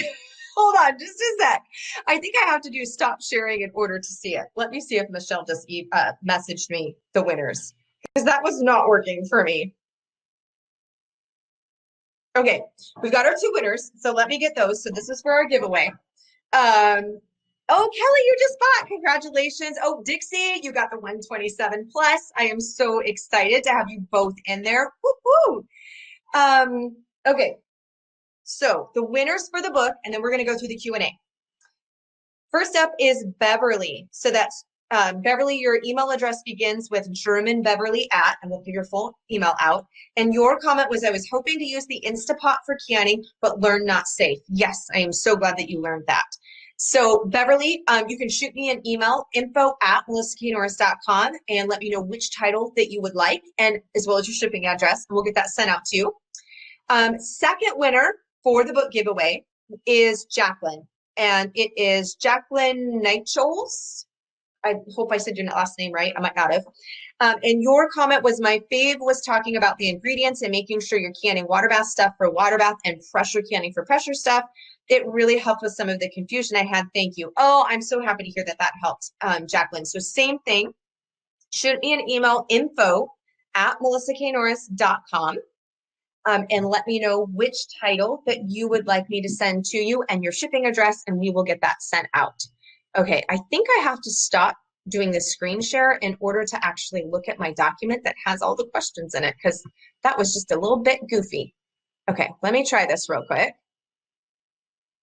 Um, oh goodness, it's making me sign back in. Come on, Google. Oh, for goodness sakes. Okay, guys, hold on just a sec. That stuff is at its finest today. I did tell you my car broke down on my way here, right? And we had to get a tow truck and everything. Sometimes I'm like, oh, it all just kind of wants to hit you at once. I think today's just supposed to be a difficult day for me. I'm sure that the Lord has a lesson in there for me somewhere. Um, why is it not working? Okay, I'm going to try this really quick. And if not, then we're just going to roll with it and I will scroll through all of the comments to try to find the questions. But if I can get this to work, I think it will be much faster. So I'm gonna try it. Hold with me.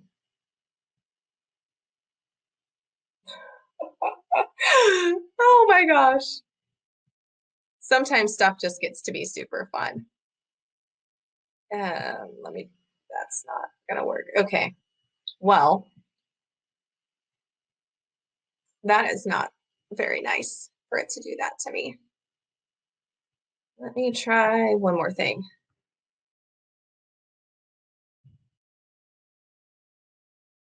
Oops. Sorry, guys.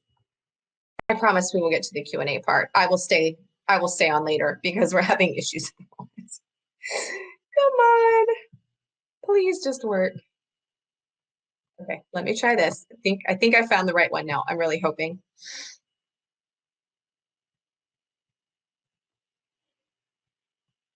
Come on. Woohoo! Okay, I did it. Sorry. Success. Okay, so I'm going to jump into the Q&A part now, finally. This one is from Beverly. You have a food saver that seals jars. Can you process these or should you just use the regular canning methods? Beverly, the food saver is only for dehydrated food. So no, do not use the food saver to seal jars and then process. Only use straight canning recipes and procedures for anything that you're wanting to can. So no, don't use the food saver for canning. That's only for dehydrated food. Alicia, do I teach on dry canning? No. Now, if you are talking about oven canning for things like rice, like to get the bugs out, that's one thing. But as far as using dry canning for doing any type of processing of your food, it's not safe. And so I don't use it at all. Selena, will the fast track bonus only be available during this webinar? Yes, the fast track bonus is only, all of those fast bonuses are only available during this webinar and they expire, the fast track one expires tonight. So for that, the recipes from scratch recipes, that will go away tonight at 9 p.m. So if you don't buy by then it just won't be in your, you won't have access to it. It won't be in your library, it won't be in your welcome email, etc. The links for that. And then for the fermenting class, bonus as well as the Q&A, you have to buy by tomorrow.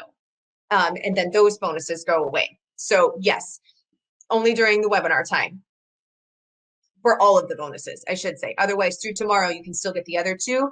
But if you want all of the bonuses, I highly recommend buying by tonight, if not right now. Okay, Lydia, what are my feelings on the new Presto electric pressure canner? So my feelings on that canner is it has not went through third-party testing. They can put on their meets USDA guidelines. I have not found anywhere that actually shows what testing has been done by a third party, which is what happened with the Instapots and those other electric pressure cookers that they initially came out and said, oh, these meet USDA guidelines for canning. Well, when they were tested by third parties, no, they didn't.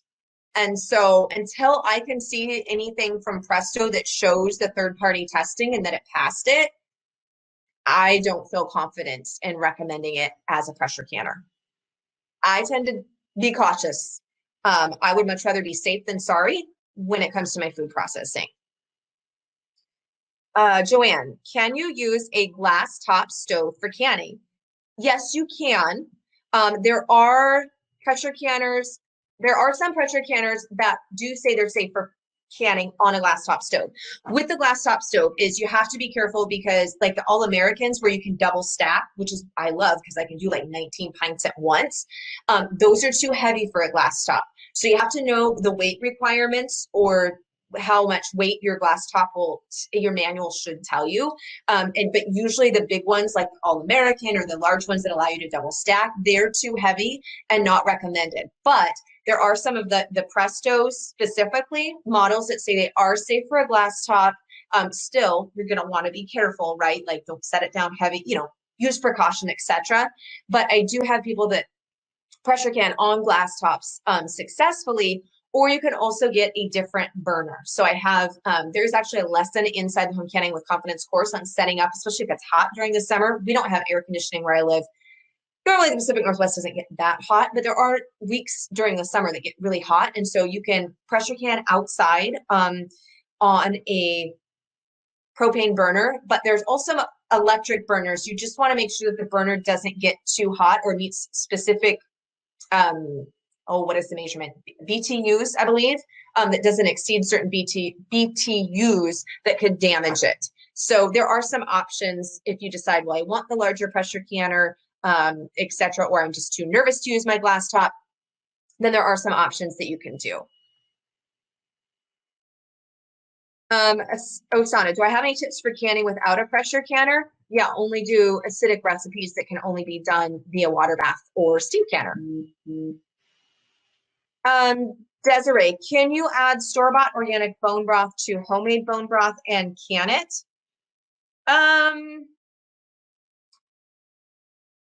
would only just make my homemade broth and then can it, because if you wanted to do that, you would need to can it to like a soup pressure canning time. And you would have to make sure when you're reading through the ingredients that there aren't any like thickeners or anti-caking agents. I mean, I don't know that there are because I haven't bought store-bought bone broth in so long. I have no idea. I haven't read the labels, but you would want to make sure that there was none of that. And then you would actually need to can it to like a combination soup recipe time, because you don't know what ratio of vegetables, and meat and stuff that they used when they made that broth, which if you're doing it from homemade. And inside the broth lesson, inside the Home Canning with Confidence course, there's a chart that goes over that in depth, like which recipes can be done to which time and pounds of pressure for bone broth and which ones needs to be done longer, depending on what you're putting into the broth. And so you could, but I would just make it myself. But you could doing it too, that combination soup recipe time, as long as it didn't have any additives or thickeners in it.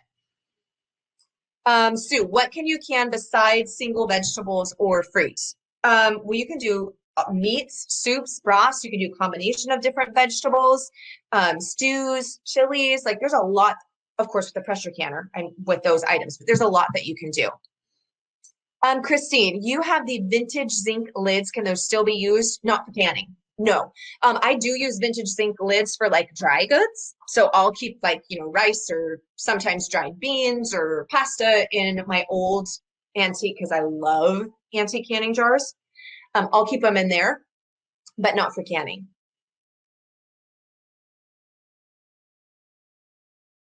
Okay. This one is from, let's see, from Karen. You have been canning with your husband for several years and he loves homemade canned spaghetti sauce. In 2020, you canned a bit, but for the first time you lost some of them. They molded on top. You were wondering if it could have been because you heated our lids like you always had, but then when you looked at the box, it said not to heat. You've read then that you no longer heat lids before sealing. Yes, that is correct. Or it could have been the type of tomato you used. If you had mold, then that means that somehow likely that the seal was compromised if you had mold. So one, it could have been a false seal. It could have been that the seal, like you said, if you heated the lids, which is no longer recommended to heat the metal lids, you do, if you're using reusable Tatler lids, have to heat those ones, but not the regular metal ones. If proper acid was added would be another thing. But most likely it was either not correct acid added and or the seal, they weren't truly sealed. There was a seal compromise issue. Okay, well, let me see. Next question. Dan, is it safe to use bands that have begun to rust? If they've begun to rust a little bit, and this is under the lesson on how to properly store your home canned goods inside the course, but you want to make sure when you're storing them, it's ideal to make sure you're storing without the bands on, because if you store them with the bands on, oftentimes you'll have rust issues. Now you can sometimes still get a little bit of rust on bands, especially if you reuse them over and over and over again, which I do. Some of my bands are probably 20 years old, my original bands. Over time, they are going to get a little bit of rust. But if you're taking them off and making sure they're thoroughly dried and you're not storing the jars with the bands on, you'll eliminate a lot of that. As long as there's not enough rust that you can't screw it down nice and fingertip tight, don't over tighten your bands or you'll cause lid buckling. So it's fingertip tight. But if you can't get them to evenly screw down anymore because the rust is so bad, that's when you need to toss them. If there's just a little bit of rust on them and they screw down fine, then I wouldn't worry about it.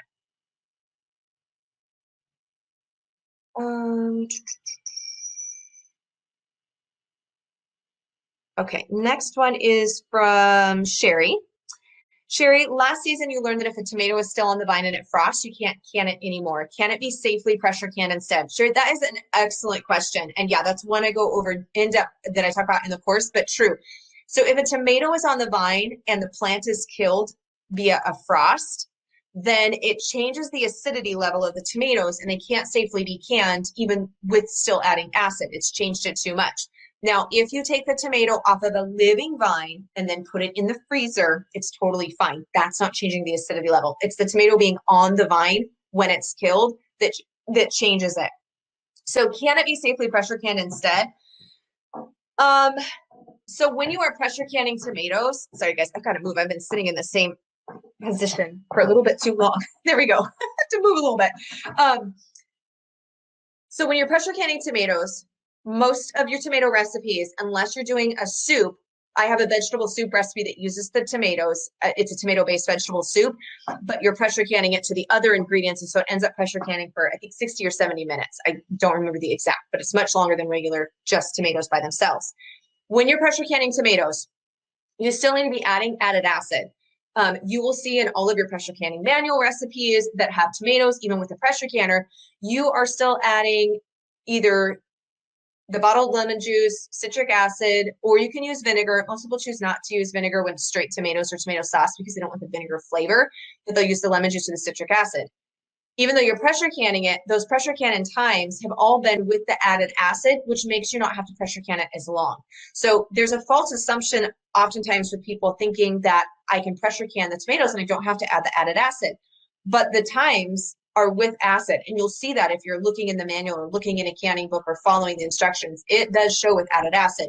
So the only time that you don't add acid when pressure canning tomatoes is if you're doing like a tomato-based vegetable soup. So could you use those tomatoes if you're doing it as long as you would a soup? I have not seen a tested recipe that says single tomatoes pressure can at this time. So I don't know, quite honestly. I just would keep them in the freezer or harvest them and then freeze them. And then I would just use them, like thaw them and use them up. I probably wouldn't try to can with them unless I could find documentation that says do it this long. Paula, can you use a pH test strip to check if okay for water bath? No, unfortunately, you can't. That's because the pH test strips aren't accurate enough for canning safety. And you also want to be able to test like the pH level as things are being processed, like all the way through.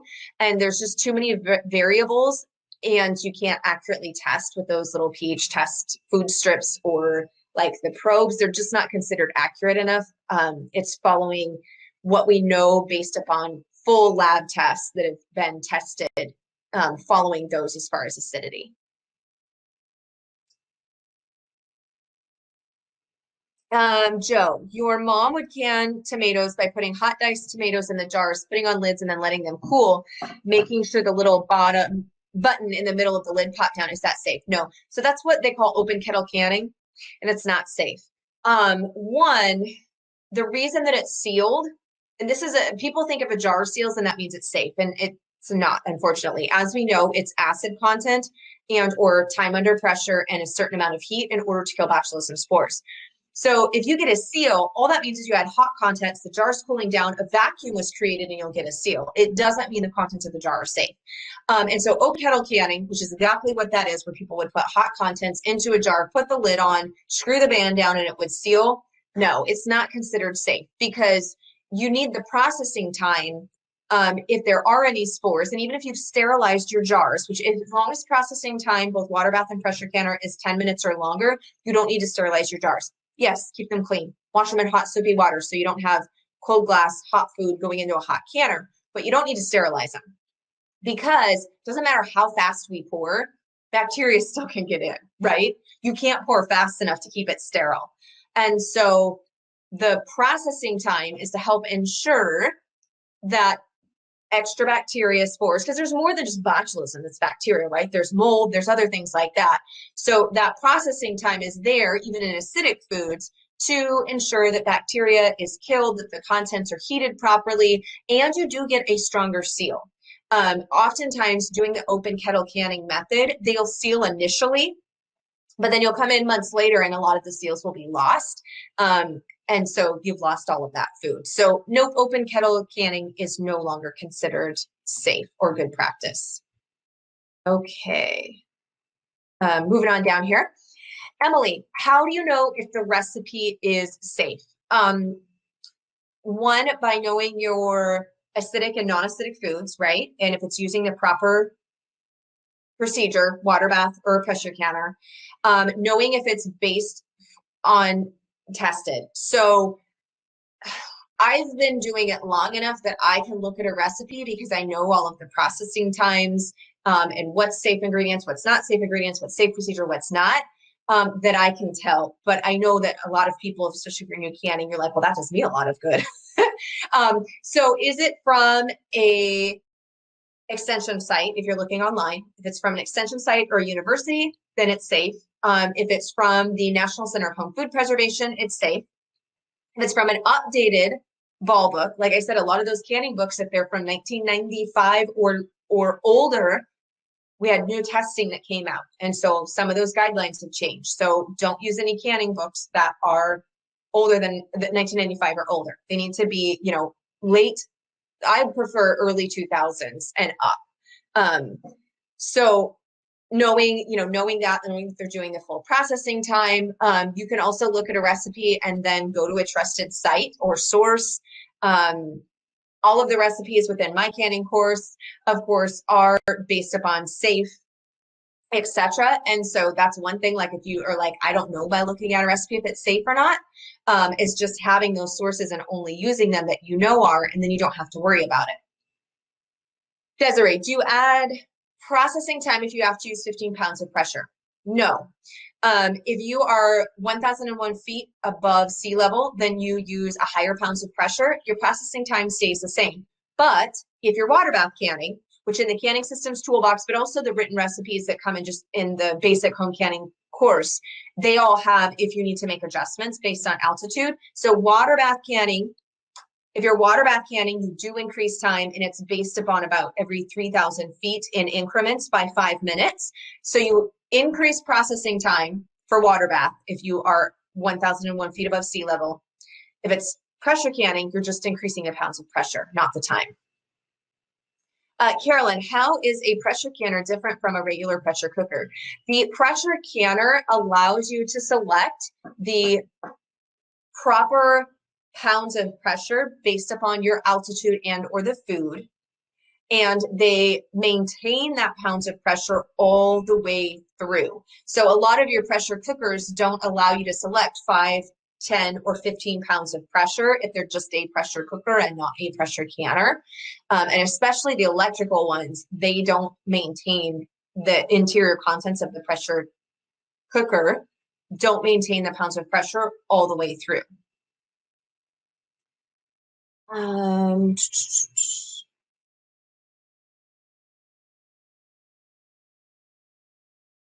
Lori, do you can raw hamburger meat or cooked hamburger meat?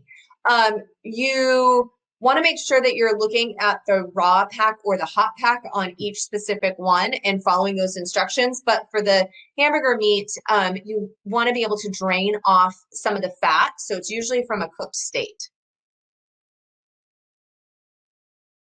Christine, you have been using your mom's old Ball Blue Book from the 1960s for 25 years. Should you use a newer edition with more advanced food science? I would. Yeah, I would grab I would get an updated copy. Okay, here. Oh my gosh, guys, there are so many questions. I'm going to do my best to get through them. Amber, what do I suggest with getting canned goods from others? You now question the food some others have given you because of you've witnessed others breaking some of the rules on how not to can. Yeah, Amber, that's a tough one. I have people in my life who don't use safe canning. And I tried to educate them.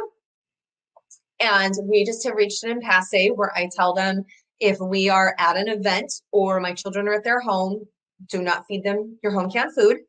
And I would like to know if it's something that you canned or not, so that I can make the decision on whether or not we're going to eat it. That's the route I've taken because it was water bath canning things that should only be pressure canned, and I just wasn't willing to take the risk. But one of the things that you can do is you could just ask them like, oh, like, how did you make this? Or, oh, what recipe did you use? And a lot of times you can tell, especially if it's something that should be pressure canned, like if they start to say, oh, I water bath this or whatever, and it shouldn't be water bath, then like, okay, this is not one that I want to use. So you can either make the decision at that time to be like, oh, I just learned that that botulism, you can try doing the education route. It's going to depend on your relationship with a person and if that person is open to that type of information. If not, you can always take it and just choose not to eat it. You have to assess what your relationship is with that person. But normally, if I'm not sure how they do it, like I'll just kind of ask and be like, oh, how did you make this? And let them tell me how they did it. And then I can make the decision on, if I'm just going to hand it back to them or if I'm just going to take it so I don't hurt their feelings.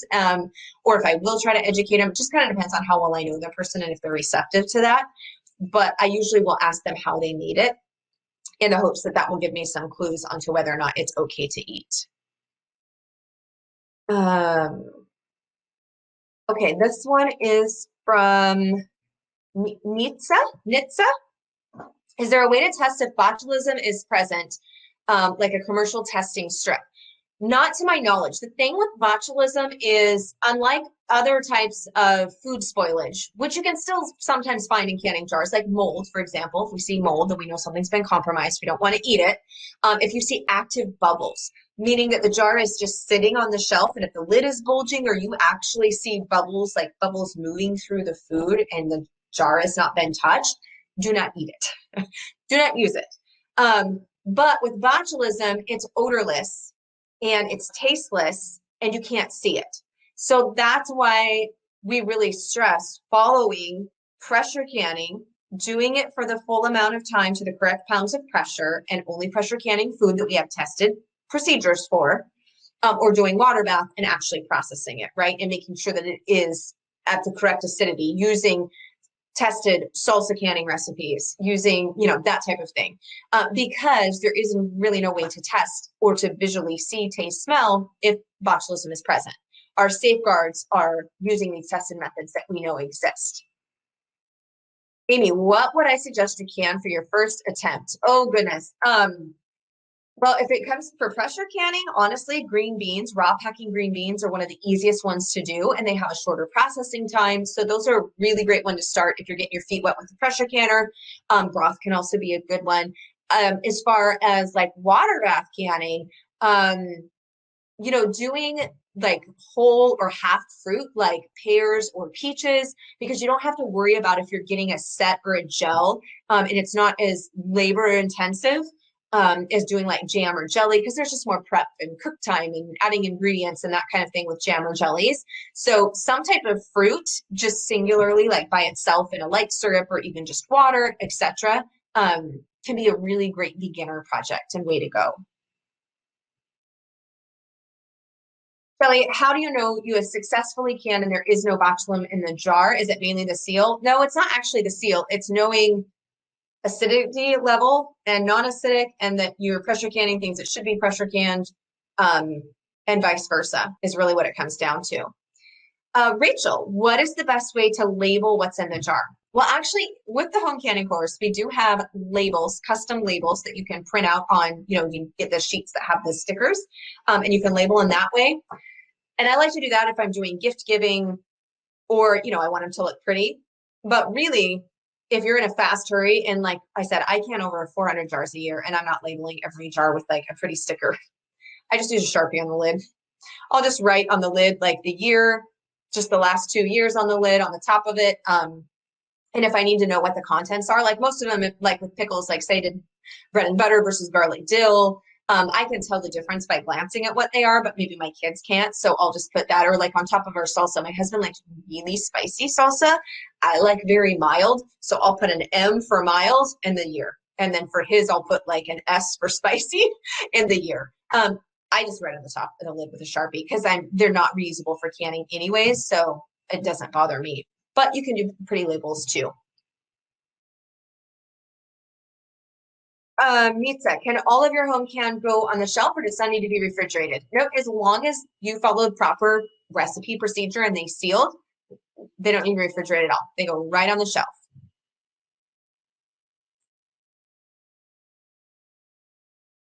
Let's see. I'm trying to get to the next question here. Whoop. Sorry, I'm using my daughter's laptop and her mouse is the touchiest thing. Okay. Linda, do canning lids still have expiration dates on them? Oh, Linda, great question. You want to use your canning lids because the rubber, the little, the rubber part on the seal, can get brittle over time. So, you want to use them, at least within a couple of years. But I'm trying to think the longest I have went with canning lids where I bought them in I know I've used canning lids that were at least 3 or 4 years old and I haven't had any issue. Store them in a cool, dry spot, right? Heat, sunlight is going to break anything down. And they probably have a best use date on the box. I honestly don't know what they are. But I've had mine and they've been fine if they're a couple years old. Vicki, can you add too much acidity? Not as from a safety standpoint. I suppose you could add too much, like, if you made it too vinegary, it wouldn't be palatable, but you can't ever.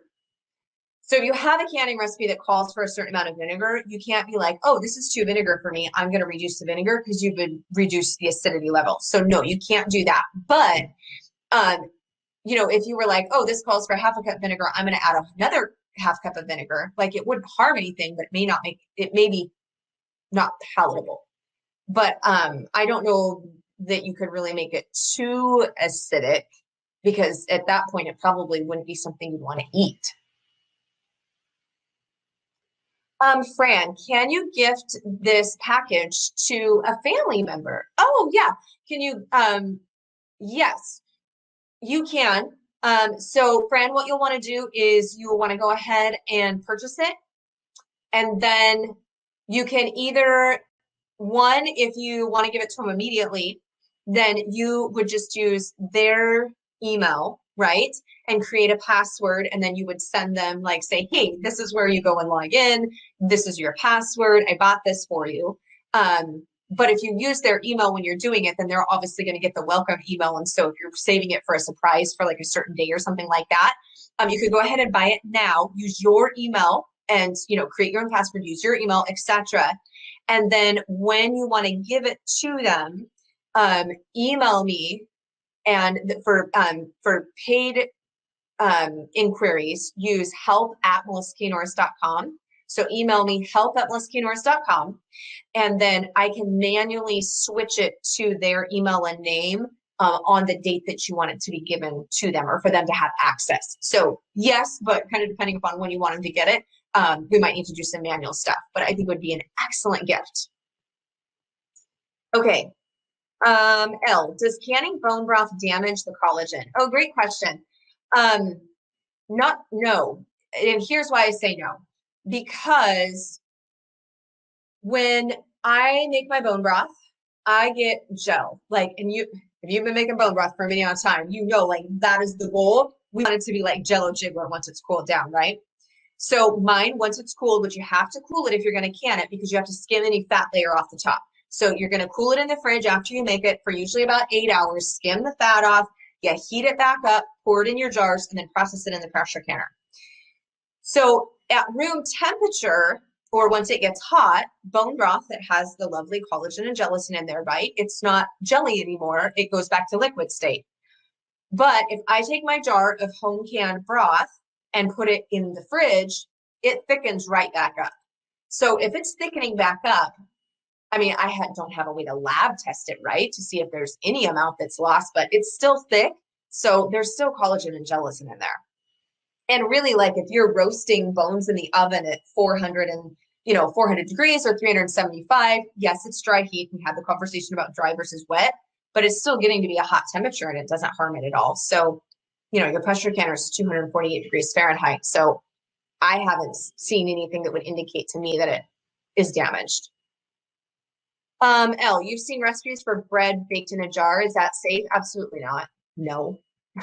I don't know any way to be nice about it. No, it's not safe. Not safe at all. Cynthia, where is the information to purchase fermentation? It's automatically, if you buy right now, you will automatically see it when you get to the thank you page. There'll be a link to go and access the fermentation mini course.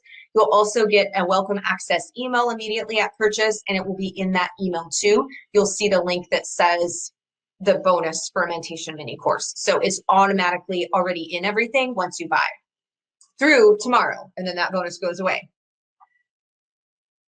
Mitza, do pressure canners work with induction stove tops? So they're aluminum. Pressure canners are aluminum. And I believe there's only one, let me think. There's only one, I can't remember if it's through Presto or not. I think it is.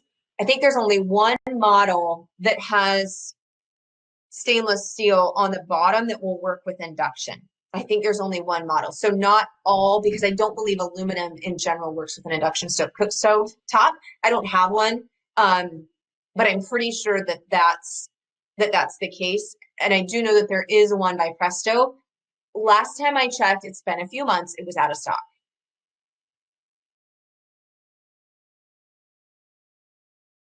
Melissa, oh, fabulous name. A little biased. Is it still cost effective to home can if you have to buy your produce? We'll say yes, it is still very effective, cost effective to home can, even if you have to buy your produce. I still purchase asparagus. My asparagus patch is still very small. They're very immature. I don't get enough to harvest off of them yet. I purchase peaches. I purchase pears. Those are kind of the main ones that I still have to purchase. We just don't have enough on growing, or I don't have a pear tree on my homestead yet. But yeah, it has still been, because one, you're buying in season, I hope, and that makes it cheaper, right? When things are in season, like right now, asparagus is in season where I live, it's like $1 or $2 less per pound than it is any other time of year. Two, if you're buying in bulk, if it's from a grocery store, ask them. Usually if it's like a farmer's market or a U-Pick or a farm, when you buy a certain amount of pounds or in bulk, they'll give you a discount. So always ask for that, even if it's not offered. Like say, hey, if I buy 20 pounds, can I get a discount? Most of the time they'll say yes. But I have found that it's still been, yeah, definitely cost effective, because the jars, if you're buying them new, you're looking at like, oh, what's a case? You're probably looking at like $12 for a case. And I know that prices can be goofy depending on where you're buying online versus not online, but usually it's like anywhere, depending on if they're on sale or not, between about 10 to 12, maybe $14 for a case. When you buy the case, you get the lid and the band and the new jar, but you're reusing that jar over and over and over again. And then with the lid costs, same thing with the bands. You can reuse the bands over and over and over again. So you're only going to be buying a new lid cost. So usually I figure like with the lid, and then kind of figuring I'm going to use the jar for at least 10 years, if not longer. I figure like my cost, and that's going to depend on how much you're buying, right? Like how much is the produce and stuff. But I figure like cost is still like around $1 a jar, depending on how expensive the produce is, could be $2, but for organic, done the exact way that I want it, which is, very low sugar, if not no sugar, depending on what it is. If we're talking fruit, like, yeah, it's still very cost effective for me.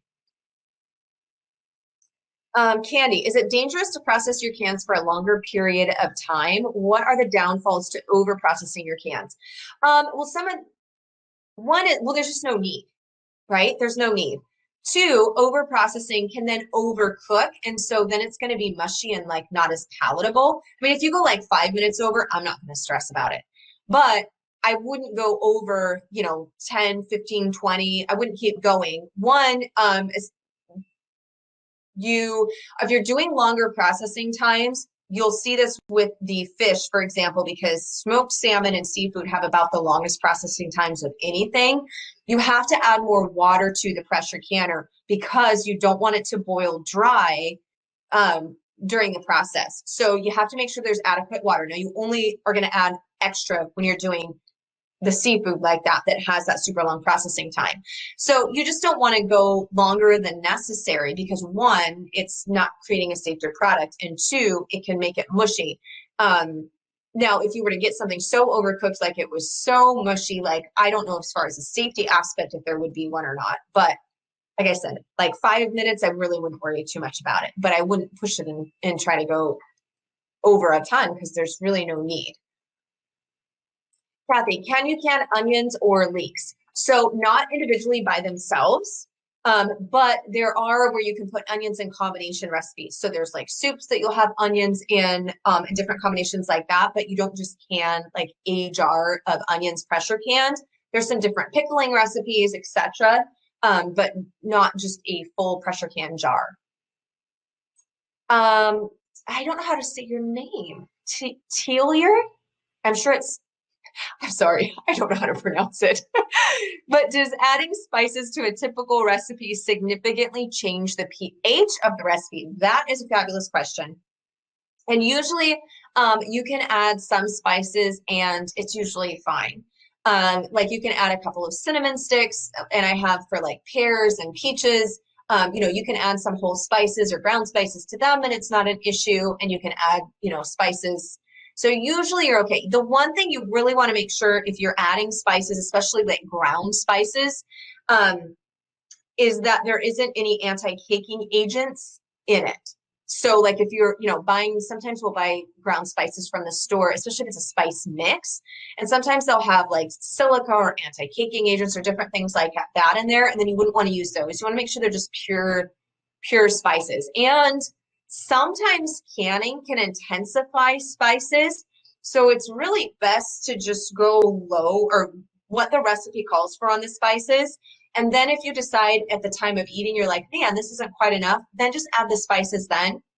Otherwise, you may find, this is true of sage, normally you don't can with sage because sage turns very bitter when canned and it sits on the shelf for some reason. So usually just go with the amount the recipe calls for because you might find that it's intensified so much at the time of eating that you're not going to be happy with it. And it's always easier to add, right? We can't take away, but it's always easier to add more at the time of eating and get it just where you want it, rather than have a whole batch of something be like, ooh. Let's see. Jardine, is it now recommended to not add garlic cloves and chunks when canning? It depends on the recipe. So, if it's a salsa recipe, most salsa recipes do call for some garlic, but you can't just add, say you want 5 more in there because again, it's changing that ratio, right?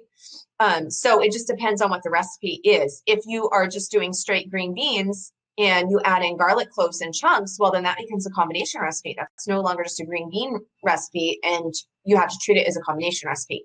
So you can, if you understand how and when you're doing it and how it's to make it safe. So no, when you're doing canning recipes, if it doesn't call for that ingredient, you can't just add it in and then can it to the singular time.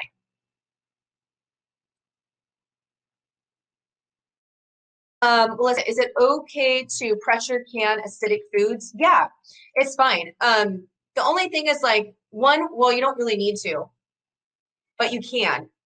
So you can can them at 5 pounds of pressure. What I usually do though is I will use for peaches, especially when I'm doing quarts of peaches, my water bath canner doesn't get before I had a steam canner actually, because I just got a steam canner last year. the top of my water bath canner didn't really cover the top of the jars. And so my pressure canner, because it's the All-American, it's the big one, I can fill it with quart jars and then fill it with water. And then I just use a cookie sheet as the lid, and I would use it as a water bath canner, not using the pressure canner lid, right? So you can, but you want to be careful. Like with applesauce, like with sauces, it doesn't matter because they're already mushy. It's just easy to overcook it. If you're doing acidic foods like fruit in a pressure canner at the 5 pounds of pressure, it's really easy to overcook it. And then like the peach, the half of the peach or the half of the pear, it's softer than you would like. And canned, even with a water bath, it's not going to be as crisp, obviously, as if it was fresh, right? But I prefer mine to be a little bit firmer, so I usually stick with just water bath or steam canning them. Barb, besides the Ball canning books, what other canning books? Yeah, so obviously Ball. I also like Pomanis Pectin, and so they have a jam and jelly book. I really like Pomanis Pectin as far as jam and jelly recipes. The Farm Girl's Guide to Preserving. Anne is a friend of mine, and her book. A lot of the canning books I see, there's been some canning books I've seen on Amazon that don't have, they use bad practices. So definitely the Ball books, anything by Ball is completely fine. As I said, Pomanis Pectin is a great one. And Ball has several different newer ones out that are fun. And A Farm Girl in the Making. Hers is a good one. Those are kind of really it that as far as that I personally have went through and seen and used and can be like, oh yeah, these meet all of the safety specs. I mean, of course, and like I said, Ball, it definitely. Okay, next question. Kathy, your husband is afraid for you to use the pressure canner inside the house. You have a gas cooktop. What can you say to convince him that it's safe? You know, really is just like all the new safety features that they have. There's the overpressure relief valve, you keeping an eye on it and saying like, I know I need to keep, especially with a gas top, right? Because those can get hotter. So you make sure that you start it on, you know, the, don't crank it all the way up because that could, but knowing that we're watching, right? And if it starts to jiggle too much, then I know that it's getting to be too high of pressure. And so I'll reduce it down, the heat down. You know, all of those things are really our safeguards. And like that overpressure relief valve, again, like that comes into play, but really just you knowing that I'm going to be keeping an eye on where the pressure's at, how many times it's jiggling per minute. And if it starts to get above that, I'm just going to slowly bring it down, and that you've checked the vent pipe. It's had a steady stream of steam for 10 minutes before putting your weight on. Like all of those things that we went through in this are really going to be your insurance that it's not going to explode. Amber, once you buy the course, how long do you have to use it and the bonus materials? Oh, great question, Amber. So it's a lifetime access. So if you buy the course today, which I would to get access to those bonus materials, then you could go through it as many times as you want. It doesn't expire. A lot of times I'll have some people who will buy it and they'll do the water bath portion the first year. And then the following year, they're like, okay, I'm feeling really confident now. Like I've got my feet wet with the water bath, and then they'll go and do pressure canning the next year. I have a lot of members who, because sometimes like I only can green beans once a year when they're on and fresh in the season. And so if you're new to canning, you'll come back to it the next year and you'll be like, I need to rewatch this video. I don't really remember all the ins and outs and I want to make sure. So, you know, I have people who buy it and then I have some people who buy it and life happens, right? Car broke down on my way here today, had to get rescued with a tow truck and my husband. And sometimes life happens, things happen, and you'll buy it and something will happen and you're like, I didn't even get to can this year. I didn't get to can this summer. So when things settle down to more of a normal thing and things go back to where you have some time, I'll have people come back the next year and they'll dive in and start. So that's the great thing. It doesn't expire. You can go through it as many times as you want, etc. Carol, did something change with canning tomatoes by water bath from years ago? You've read in your Ball book of preserving food that you need to add lemon juice now.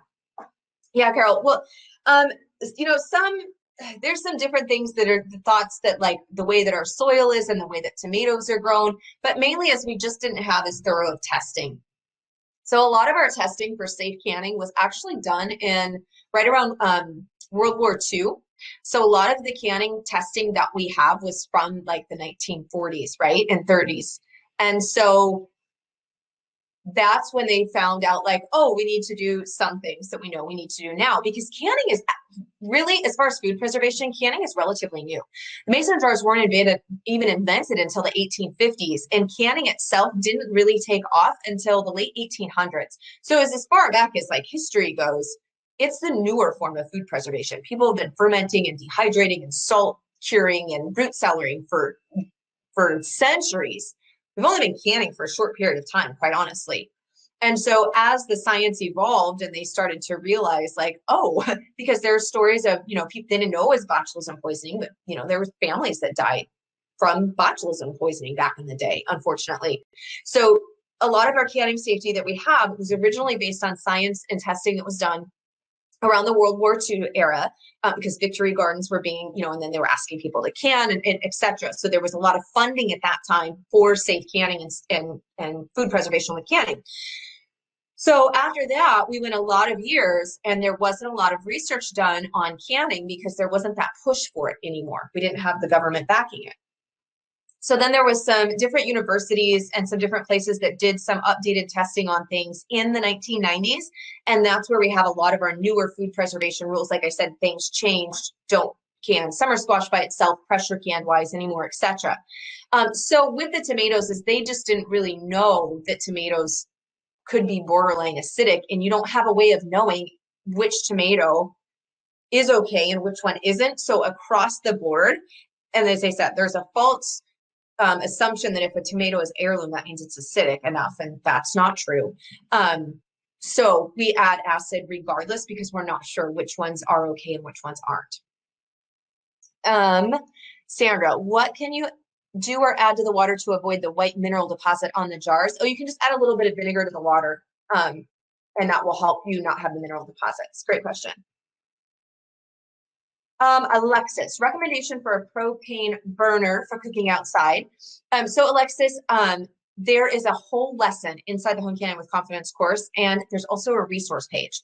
So you get, with access to the course, you have a resource page that has links to all of the equipment and all of the kind of things so that you can go directly to it and see the exact models, etc. But for the propane burner for cooking outside, you want to make sure that it's very stable, that it'll hold the weight. I like the kind with the lings, and you want to make sure that it's the propane burner that goes in a full circle, that it's not like, like the little camp stoves that just have like the lines, like, and on your grill, like, how you just have lines where you're grilling hamburgers, and then there's those little like flip up ones that you have just a little bottle that you'll put on a tabletop that you can take camping. Not those ones. It needs to be the kind that has a full circle of propane underneath that the canner would sit on, is what I'm trying to say. I've been talking for a long time. I'm going to take another drink of water here. Okay, next question. Carmen, if you're pressure canning your own spaghetti sauce recipe with ground beef, is the pressure enough to know it's safe, or would you likely need extra added acid? So Carmen, that's going to be a combination recipe. And so with the ground beef, like so combination recipes, provided they're all safe canning ingredients, we went over that part, you can to the longest processing time of all the ingredients. So meaning if you have, an ingredient in there that needs to be canned to 60 minutes and you have an ingredient that only needs to be canned to 20 minutes, you have to can to the longest ingredient. So it would depend on what is in your spaghetti sauce recipe. One, that they're all safe canning candidates, ingredient wise. And then you would be, but there are lots of canning recipes for spaghetti sauce with ground beef. But you would need to, you wouldn't really need to be adding extra acid because ground beef is not acidic, right? And you'd have to be canning to a time that was long enough and safe enough for the ground beef.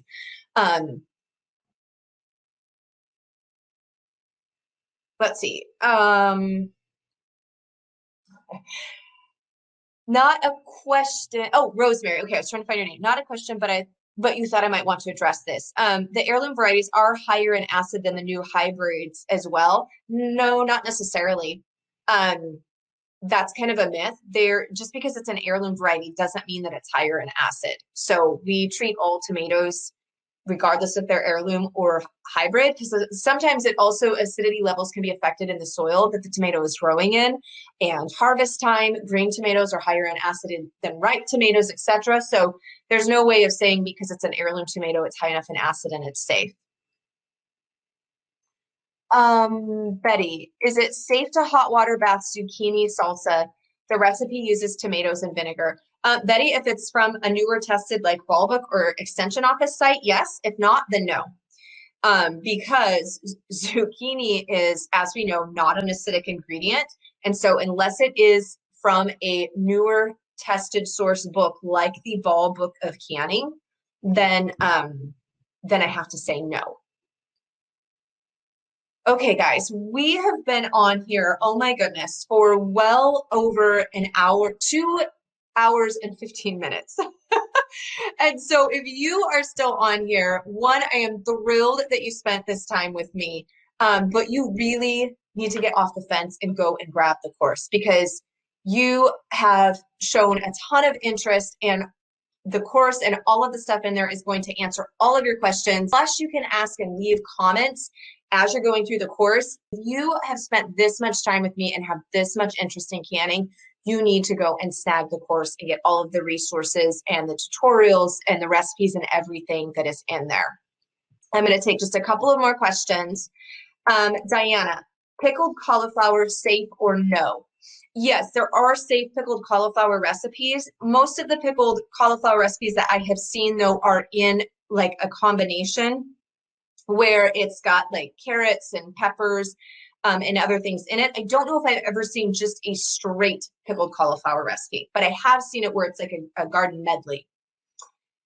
Chris, how long will canned jelly and other canned foods last? Chris, that is a great question. And if you snagged the both the storage and the canning systems toolbox, there's actually a chart in the canning systems toolbox that goes over how long canned goods are good for, like years on the shelf. There's like a quick chart in there that you can look at. But the skinny on that is, provided that the jars are stored in out of direct sunlight in a relatively cool environment, the technical answer is 12 months. When they hit the 12-month mark, that's like the best by date, right? It's not like all of a sudden they're not safe anymore. You slowly begin to get a degrade of color, nutrition, maybe flavor, etc. But it's not like it's all of a sudden not safe, provided you followed all safe canning stuff to begin with when you processed it, etc. And it's still sealed and all of that. So, you know, I try to do mine ideally like within 2 years. Like I try to keep a good rotation and use everything within 2 years. We've went up to 3 years. And so it's really been fine. Ideally, you're using it within 12 to 18 months. That's what they have stamped on all of the lids. And that's when you're going to have, you know, the best nutrition, the best quality, the best blah, blah, blah, blah. That is all very true. But you can go 2 to 3 years. And honestly, like if you really dig into the research, which I have and read a ton, basically what they say is, it's probably fine. We just don't have a way of testing each jar to be able to tell you it's absolutely safe to go 5, 10, 15, 20 years. So personally, about 3 years is about as long as I'm willing to go, because then I'm kind of like, if we haven't ate this in 3 years, either we don't really like it, or, you know, maybe it was stuck at the back of the shelf and I just missed it doing rotation. So I've definitely done 3 years. And on jam and jelly, there's probably been some jars that have been 4 years. Technically, like best advice, 12 to 18 months. Let's see here. Okay, guys. So thank you so much for joining. Lynn, how do you get the PDF natural pectin source chart? You're having difficulty downloading it and you just bought the course. Yay, Lynn, I'm so happy to have you in the course. And Christina, you bought the special offer yesterday when you signed up for the webinar. So you bought the basic course today. Are you getting access to all the resources? Yes. Yes, you are, Christina. So you'll see them on the thank you page and your welcome email. You'll have all of those in there. Lynn, so for the PDF source, let me see. It should be still showing as a file share, so you should be able to grab that. If not, you can shoot me in the replay email that will go out. I'll try to make sure that it's in that replay email. There'll be a link in there. So the replay email will go out. I think it'll go out in like an hour. It takes it a little bit to render once I shut it down. So you can look for it there if you're not seeing it here within the chat. And okay, guys, I have got to go and grab my kiddos and drink some water and also check and see if the shop where we towed my poor car to has got me any info on when they will get it fixed for me. So thank you guys so much. I will see all of you who joined inside the course. I'm super excited, and I hope that you all learned some really great valuable information.